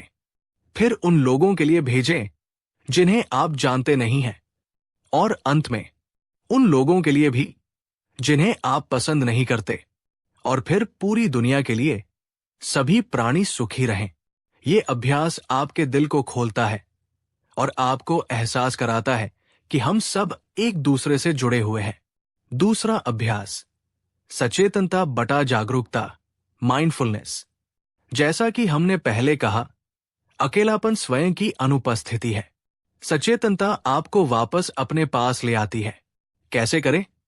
कोई भी एक काम, चाहे वो चाय पीना हो, चलना हो या बर्तन धोना हो, उसे पूरी जागरूकता के साथ करें। अपनी पांचों इंद्रियों का उपयोग करें।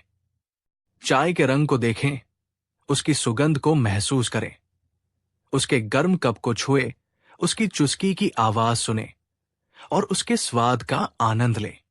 जब आप पूरी तरह से वर्तमान क्षण में होते हैं, तो अकेलेपन का विचार भी मन में नहीं उठता। तीसरा अभ्यास, करुणा का अभ्यास, प्रैक्टिस ऑफ कंपैशन। अकेलापन हमें आत्म केंद्रित बना देता है। हम सिर्फ अपने दर्द के बारे में सोचते हैं। करुणा इस चक्र को तोड़ती है। कैसे करें? अपने आसपास देखें और दूसरों के दुख को महसूस करने की कोशिश करें। किसी की मदद के लिए हाथ बढ़ाएं। एक छोटा सा सेवा का कार्य करें। जब आप दूसरों के आंसू पोंछते हैं, तो आपको एहसास होता है कि आप अकेले नहीं हैं जो पीड़ित है। यह आपको एक बड़े मानवीय परिवार का हिस्सा महसूस कराता है। ये तीनों अभ्यास अकेलेपन की दवा है। वे आपको बाहर की दुनिया से ध्यान हटाकर आपके भीतर की दुनिया से जोड़ते हैं। और जब आप भीतर से जुड़ जाते हैं, तो बाहरी अकेलापन अपने आप मिट जाता है। अगर आप इनमें से कोई एक अभ्यास भी आजमाना चाहते हैं, तो कमेंट में बताएं कौन सा। लिखिए मैत्री, सचेतनता या करुणा। और अब हम आते हैं बुद्ध की उस सबसे गहरी शिक्षा पर, जो अकेलेपन की जड़ पर ही प्रहार करती है। बुद्ध ने अनात्म, अनत्ता का सिद्धांत दिया था, यानी नो सेल्फ। उन्होंने कहा था, जिसे तुम मैं कहते हो, वो कोई अलग थलग स्थायी इकाई नहीं है। तुम एक बूंद नहीं हो जो सागर में खो गई है। तुम पूरा सागर हो जो एक बूंद में समाया हुआ है। इसका अर्थ है, हम सब एक ही चेतना के, एक ही जीवन के हिस्से हैं। पेड़, जानवर, पहाड़, नदियां, तुम, मैं, हम सब एक ही ऊर्जा से बने हैं। ये जो अलग होने का एहसास है, ये सिर्फ हमारे मन का एक भ्रम है, हमारे अहंकार की एक चाल है। जब आप ध्यान की गहराई में उतरते हैं, तो ये भ्रम टूटने लगता है। आपको महसूस होता है कि जिस हवा में आप सांस ले रहे हैं, उसी हवा में पेड़ भी सांस ले रहे हैं। जिस सूरज की रोशनी आप पर पड़ रही है, वही रोशनी हर जीव को ऊर्जा दे रही है। आपको अपनी एकता का, अपने जुड़ाव का एहसास होता है। और जिस पल आपको ये एहसास हो जाता है कि आप इस पूरे ब्रह्मांड से अलग नहीं, बल्कि उसका एक अभिन्न अंग है, उस पल अकेलापन कहाँ बचेगा? अकेला होने के लिए दो का होना जरूरी है। जब सब एक ही हो गया, तो अकेला कौन रहेगा? ये परम सत्य है, जिसे अनुभव करने के बाद अकेलापन शब्द आपके शब्दकोश से हमेशा के लिए मिट जाता है। सोचिए, ये विचार कितना मुक्तिदायक है। आप अकेले नहीं हैं। आप कभी अकेले थे ही नहीं। आप इस पूरे अस्तित्व का हिस्सा है। ये पूरा अस्तित्व आपका परिवार है। अगर इस अंतिम सत्य ने आपके दिल को छुआ है, तो इस वीडियो को शेयर करें। शायद ये संदेश किसी ऐसे व्यक्ति तक पहुंच जाए जो इस समय बहुत अकेला महसूस कर रहा हो। तो दोस्तों, अगली बार जब आपको अकेलापन महसूस हो, तो उससे भागना मत, उसे भरने की कोशिश मत करना। बस एक पल के लिए रुकना और बुद्ध की इन बातों को याद करना। याद करना कि ये अकेलापन एक संकेत है कि तुम्हें खुद के पास लौटना है। ये एक अवसर है शोर से निकलकर एकांत की शांति में उतरने का। ये एक निमंत्रण है अपने भीतर के अनंत ब्रह्मांड से जुड़ने का।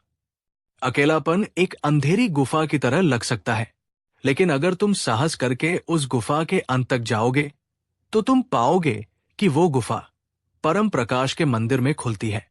इस यात्रा के अंत में मैं चाहता हूं कि आप अपने लिए एक वादा करें। आज आप अपने साथ बिना किसी डिस्ट्रैक्शन के सिर्फ 10 मिनट बिताएंगे। बस आप और आपकी सांसें। ये आपके एकांत की यात्रा का पहला कदम होगा।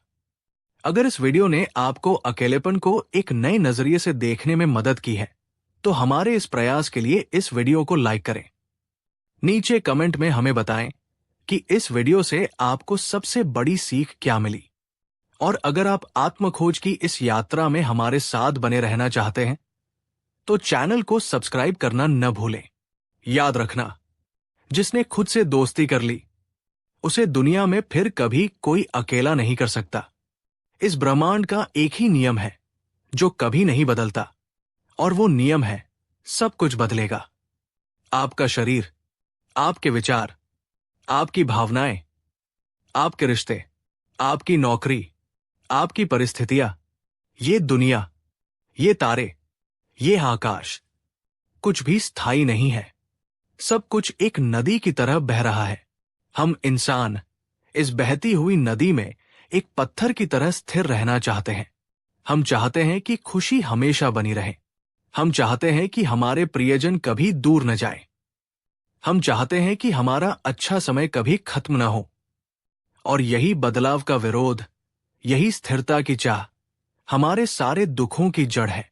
आज हम बुद्ध की उस सबसे गहरी और क्रांतिकारी शिक्षा को समझेंगे जिसे उन्होंने अनित्यता, एनिका बटा इम्पर्मनेंस कहा।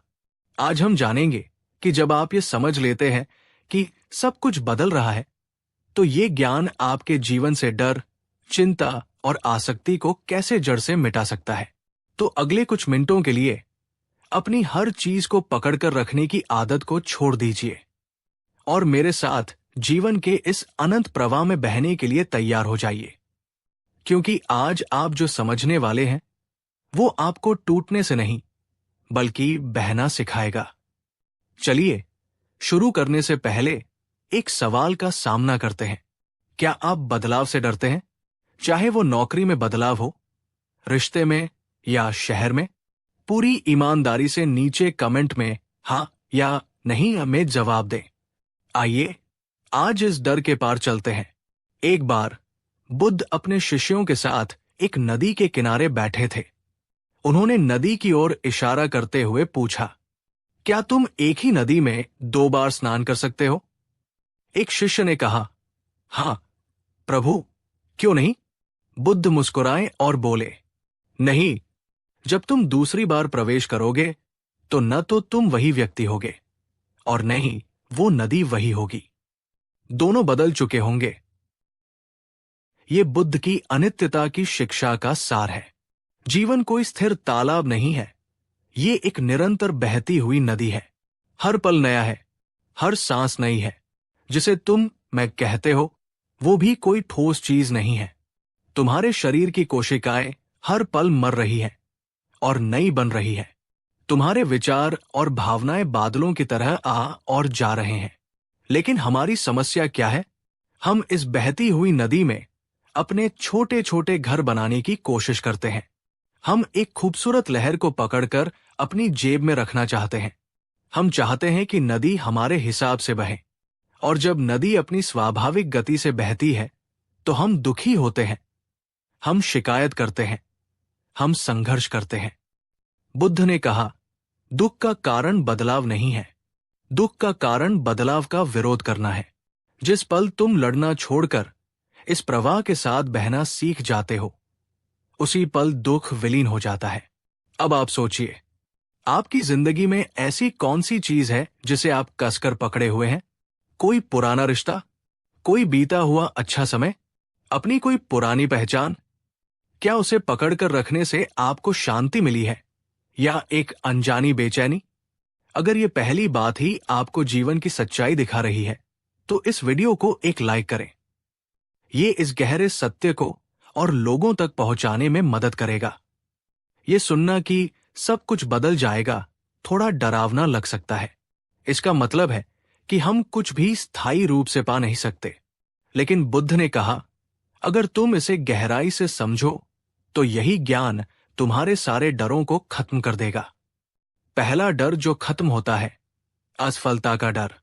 जब आप जानते हैं कि आपकी वर्तमान स्थिति स्थायी नहीं है, तो आप असफलता से नहीं डरते। आप जानते हैं कि यह सिर्फ एक दौर है, एक लहर है जो नीचे गई है, और ये फिर ऊपर उठेगी। ये आपको फिर से प्रयास करने की हिम्मत देता है। दूसरा डर जो खत्म होता है, खोने का डर।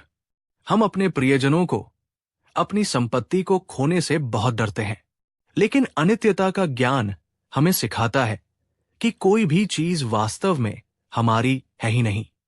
हम सब कुछ समय के लिए मिले सहयात्री हैं। ये समझ हमें रिश्तों को और भी गहराई से और भी प्रेम से जीना सिखाती है, बिना अधिकार जमाए। हम हर पल की कीमत समझने लगते हैं। तीसरा डर जो खत्म होता है, मृत्यु का डर। मृत्यु सबसे बड़ा बदलाव है और हम इससे सबसे ज्यादा डरते हैं। लेकिन जब आप समझते हैं कि जीवन हर पल बदल रहा है, हर पल कुछ मर रहा है और कुछ नया जन्म ले रहा है, तो मृत्यु जीवन का अंत नहीं, बल्कि प्रक्रिया का एक हिस्सा लगने लगती है। जैसे एक लहर सागर में विलीन हो जाती है ताकि नई लहर बन सके। बुद्धिमान व्यक्ति बदलाव से डरता नहीं, वो उसमें अवसर देखता है। जब आप जानते हैं कि दुख भी स्थायी नहीं है, तो आप सबसे बुरे समय में भी उम्मीद नहीं खोते। आप खुद से कहते हैं, ये भी बदल जाएगा। ये तीन शब्द सबसे बड़ी मुश्किल में भी संजीवनी बूटी की तरह काम करते हैं। क्या आपके मन में भी कोई डर है? असफलता का, किसी को खोने का या भविष्य का? अनित्यता के इस सत्य पर मनन करें। यह आपके डर को पिघला देगा और आपको साहस से भर देगा। अगर आप इस शक्तिशाली मंत्र को अपनाना चाहते हैं, तो कमेंट में लिखिए, यह भी बदल जाएगा। इस ज्ञान को सिर्फ बौद्धिक रूप से समझना काफी नहीं है, इसे अपने जीवन का अनुभव बनाना जरूरी है। बुद्ध ने इसके लिए दो बहुत ही सरल और गहरे अभ्यास बताए। पहला अभ्यास, सचेतनता बटा जागरूकता, माइंडफुलनेस।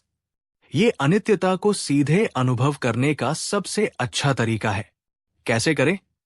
बस शांत बैठें और अपने भीतर हो रहे बदलावों को देखें। अपनी सांस को देखें। हर सांस अलग है, कोई गहरी है, कोई उथली। अपने शरीर में हो रही संवेदनाओं को देखें। कहीं खुजली, कहीं दर्द, कहीं आराम। कुछ भी स्थायी नहीं है। अपने विचारों को देखें।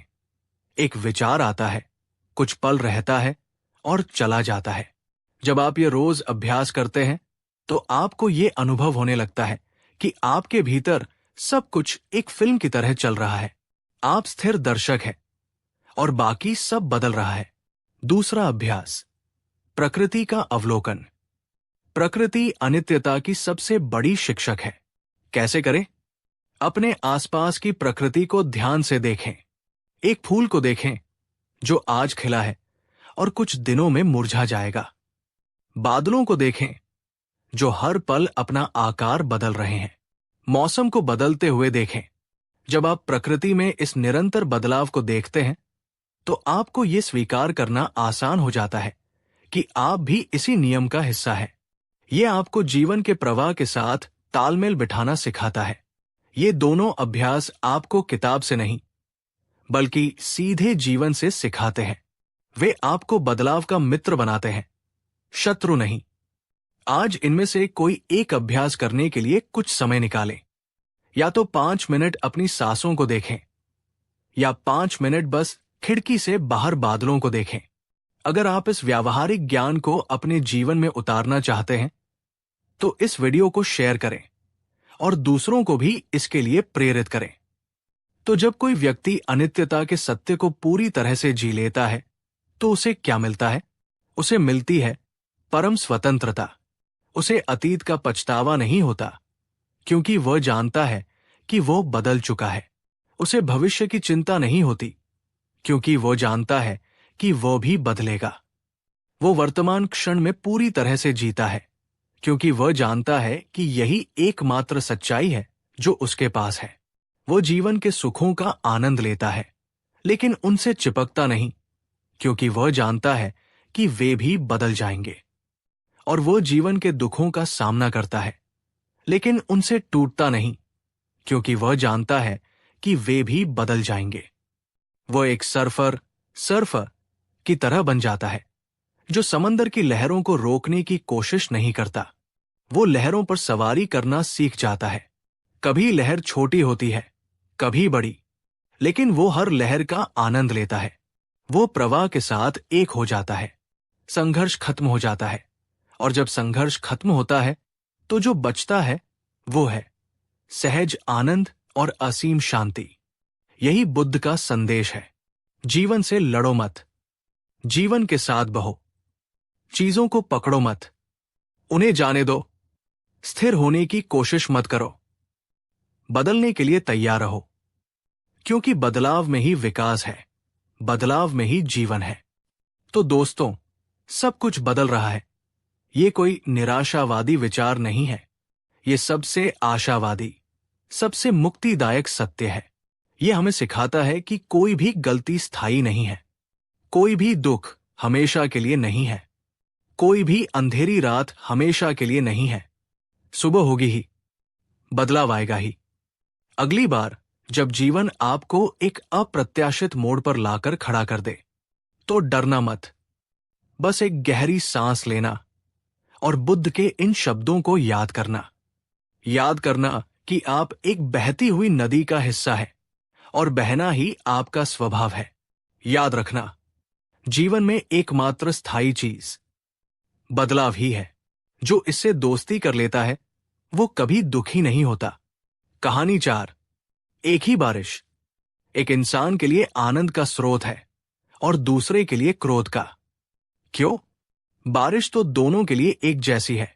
फर्क बारिश में नहीं, फर्क उन दोनों की अपेक्षाओं में है।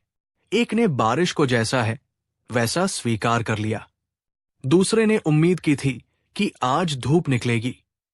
हमारे जीवन के सारे दुखों की कहानी भी कुछ ऐसी ही है। परिस्थितियां हमें उतना दुखी नहीं करती जितना हमारी अपनी उम्मीदें, हमारी अपनी अपेक्षाएं हमें तोड़ती है। मैंने उसके लिए इतना किया, उसे भी मेरे लिए करना चाहिए था। मुझे उम्मीद थी कि मुझे प्रमोशन मिलेगा, पर नहीं मिला। जीवन को निष्पक्ष होना चाहिए था, पर मेरे साथ ही ऐसा क्यों हुआ?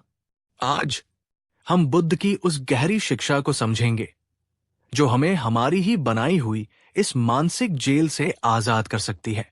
आज हम जानेंगे कि बुद्ध ने अपेक्षाओं के बारे में क्या कहा था और क्यों उन्होंने इसे दुख का सबसे सटलेस्ट, सबसे सूक्ष्म जहर बताया। तो अगले कुछ मिनटों के लिए अपनी सारी उम्मीदों और शिकायतों को एक तरफ रख दीजिए और मेरे साथ ये समझने की कोशिश कीजिए कि सच्ची खुशी पाने में नहीं, बल्कि अपेक्षा न करने में कैसे छिपी है। चलिए शुरू करने से पहले एक बहुत ही व्यक्तिगत सवाल। क्या आपकी कोई हाल की निराशा किसी उम्मीद के टूटने से जुड़ी हुई है? आपको जवाब देने की जरूरत नहीं है, बस अपने मन में इस पर विचार करें। ये आत्मनिरीक्षण का पहला कदम है। अपेक्षा रखना बहुत स्वाभाविक है। यह हमारे मन का एक तरीका है भविष्य को नियंत्रित करने की कोशिश करने का, खुद को सुरक्षित महसूस कराने का। हम एक स्क्रिप्ट लिख लेते हैं। अगर मैं मेहनत करूंगा तो मुझे सफल होना ही चाहिए। अगर मैं किसी से प्यार करता हूं तो उसे भी मुझसे प्यार करना ही चाहिए। अगर मैं एक अच्छा इंसान हूं तो मेरे साथ हमेशा अच्छा ही होना चाहिए। हम जीवन से, लोगों से और खुद से भी एक कॉन्ट्रैक्ट बना लेते हैं, और जब जीवन हमारी स्क्रिप्ट के हिसाब से नहीं चलता, जब लोग हमारे कॉन्ट्रैक्ट को तोड़ते हैं, तो हम बिखर जाते हैं। हमें लगता है हमारे साथ धोखा हुआ है। बुद्ध ने इस पूरी प्रक्रिया को बहुत गहराई से समझा। उन्होंने कहा, दुख का जन्म अपेक्षा से होता है। जहां कोई अपेक्षा नहीं है वहां कोई दुख नहीं है। यह सुनने में बहुत कठोर लग सकता है। क्या इसका मतलब है कि हम किसी से कोई उम्मीद ही न रखें? नहीं, इसका अर्थ बहुत गहरा है। बुद्ध कह रहे हैं कि अपनी खुशी को, अपनी शांति को किसी बाहरी परिणाम या किसी दूसरे के व्यवहार पर निर्भर मत बनाओ। अपेक्षा एक अदृश्य धागे की तरह है। जब आप किसी से कोई उम्मीद करते हैं तो आप अपनी खुशी का धागा उसके हाथ में थमा देते हैं। अब वो चाहे तो आपको ऊपर उठाए या चाहे तो आपको जमीन पर गिरा दे, आपकी खुशी आपकी नहीं रहती, उसकी हो जाती है। बुद्ध ने सिखाया, अपनी खुशी का धागा अपने हाथ में रखो। अब आप सोचिए, क्या आपकी मानसिक शांति भी दूसरों के मूड स्विंग्स पर ऊपर नीचे होती है? क्या आपका दिन किसी की एक तारीफ से बन जाता है और एक आलोचना से बिगड़ जाता है? अगर हाँ, तो आप अपनी अपेक्षाओं के गुलाम हैं। अगर ये पहली बात ही आपको आपकी मानसिक गुलामी का एहसास करा रही है, तो इस वीडियो को एक लाइक करें। ये इस जागरूकता को और गहरा करेगा। यहां एक बहुत बड़ा भ्रम पैदा होता है। लोग सोचते हैं कि अगर हम अपेक्षा रखना छोड़ देंगे तो हम निष्क्रिय हो जाएंगे, हम जीवन में कुछ करने की कोशिश ही नहीं करेंगे। ये एक बहुत बड़ी गलतफहमी है। बुद्ध ने अपेक्षा, एक्सपेक्टेशन और आकांक्षा, एस्पिरेशन के बीच एक बहुत सुंदर फर्क बताया। अपेक्षा एक मांग है, ये कठोर है, ये परिणाम पर केंद्रित है। ये कहती है ऐसा होना ही चाहिए, और जब ऐसा नहीं होता तो क्रोध, निराशा और दोषारोपण पैदा होता है। आकांक्षा एक इरादा है, ये कोमल है, ये प्रयास पर केंद्रित है। ये कहती है मैं अपना सर्वश्रेष्ठ प्रयास करूंगा और परिणाम जो भी हो मैं उसे स्वीकार करूंगा। इसमें अगर परिणाम मन मुताबिक नहीं भी आता तो निराशा नहीं, बल्कि सीख मिलती है। उदाहरण के लिए, एक बगीचा लगाना, ये उम्मीद करना कि हर बीज उगेगा और हर पौधे पर फूल आएगा, ये अपेक्षा है। एक बगीचा लगाना, हर बीज को प्यार से बोना, उसे पानी देना, उसकी देखभाल करना और फिर प्रकृति को अपना काम करने देना, ये आकांक्षा है। बुद्ध ने हमें कर्म करना सिखाया, कर्म फल से चिपकना नहीं। आकांक्षा कर्म से जुड़ी है और अपेक्षा कर्म फल से। ज्ञान का मार्ग आकांक्षा का मार्ग है। आप ज्ञान पाने की आकांक्षा रख सकते हैं, लेकिन ये अपेक्षा नहीं कर सकते कि आपको एक दिन में ज्ञान मिल जाएगा। आप एक प्रेमपूर्ण रिश्ता बनाने की आकांक्षा रख सकते हैं, लेकिन ये अपेक्षा नहीं कर सकते कि आपका पार्टनर हमेशा आपके हिसाब से ही चलेगा। क्या आप अपने जीवन में अपेक्षाओं के साथ जी रहे हैं या आकांक्षाओं के साथ? क्या आप प्रक्रिया का आनंद ले रहे हैं या सिर्फ परिणाम के लिए बेचैन हैं? ये फर्क समझना आपको बहुत सारे अनावश्यक दुखों से बचा सकता है। अगर आप इस सूक्ष्म अंतर को समझ पाए हैं, तो कमेंट में लिखिए, मैं आकांक्षा को चुनता हूं। तो हम इस अपेक्षा रखने की गहरी आदत से कैसे मुक्त हों? बुद्ध ने इसके लिए मन को प्रशिक्षित करने के कुछ व्यावहारिक तरीके बताए। पहला अभ्यास, अनित्यता का स्मरण। ये याद रखना कि सब कुछ बदल रहा है। जब आप जानते हैं कि परिस्थितियां, लोग और आपकी अपनी भावनाएं भी स्थायी नहीं हैं, तो आप उनसे कोई स्थायी उम्मीद नहीं रखते। कैसे करें? जब भी आपका मन किसी चीज से बहुत ज्यादा उम्मीद करने लगे, तो खुद को याद दिलाएं, ये भी अनित्य है, ये बदल सकता है। यह आपको वास्तविकता के करीब रखता है और आपको काल्पनिक उम्मीदों के महल बनाने से रोकता है।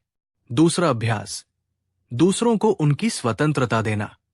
हम अक्सर भूल जाते हैं कि जैसे हम अपनी मर्जी के मालिक हैं, वैसे ही दूसरे भी हैं। वे हमारी अपेक्षाओं को पूरा करने के लिए इस दुनिया में नहीं आए हैं। कैसे करें? जब आप किसी से निराश हो, तो एक पल के लिए रुकें और सोचें, वो अपने कर्मों, अपनी समझ और अपनी परिस्थितियों के अनुसार व्यवहार कर रहा है। मैं उसे नियंत्रित नहीं कर सकता। ये समझ आपके मन से शिकायत का भाव हटाकर स्वीकार्यता का भाव ले आती है। तीसरा अभ्यास, स्वयं पर ध्यान केंद्रित करना। आप दूसरों को नहीं बदल सकते, आप परिणामों को नियंत्रित नहीं कर सकते। आप सिर्फ एक चीज को नियंत्रित कर सकते हैं, अपने खुद के इरादे और अपने खुद के कर्म। कैसे करें? अपनी ऊर्जा को यह सोचने में बर्बाद करने की बजाय कि उसे क्या करना चाहिए, अपनी पूरी ऊर्जा इस पर लगाए कि मुझे क्या करना चाहिए। अपनी प्रतिक्रियाओं की जिम्मेदारी लें।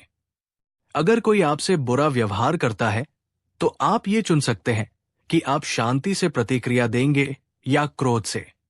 ये शक्ति हमेशा आपके पास है। ये तीनों अभ्यास आपको एक निष्क्रिय पीड़ित से एक सक्रिय निर्माता में बदल देते हैं। वे आपकी खुशी की चाबी वापस आपके हाथ में दे देते हैं। अगर आप इनमें से कोई एक अभ्यास भी आजमाना चाहते हैं, तो उसे नीचे कमेंट में लिखें, जैसे मैं अनित्यता को याद रखूंगा। तो जब कोई व्यक्ति अपेक्षाओं से मुक्त होकर जीता है तो उसका जीवन कैसा होता है? क्या वह एक ठंडा, उदासीन और अकेला जीवन होता है? बुद्ध ने कहा, बिल्कुल नहीं। वो परम प्रेम और परम स्वतंत्रता का जीवन होता है। जब आप किसी से कोई अपेक्षा नहीं रखते, तब आप उसे सच्चा प्रेम कर सकते हैं। तब आपका प्रेम एक सौदा नहीं होता। मैं तुमसे प्यार करता हूं ताकि तुम भी मुझसे करो। वो एक मुक्त प्रवाह बन जाता है।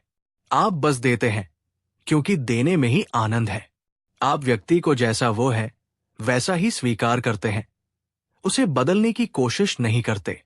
ये बिना शर्त का प्रेम है।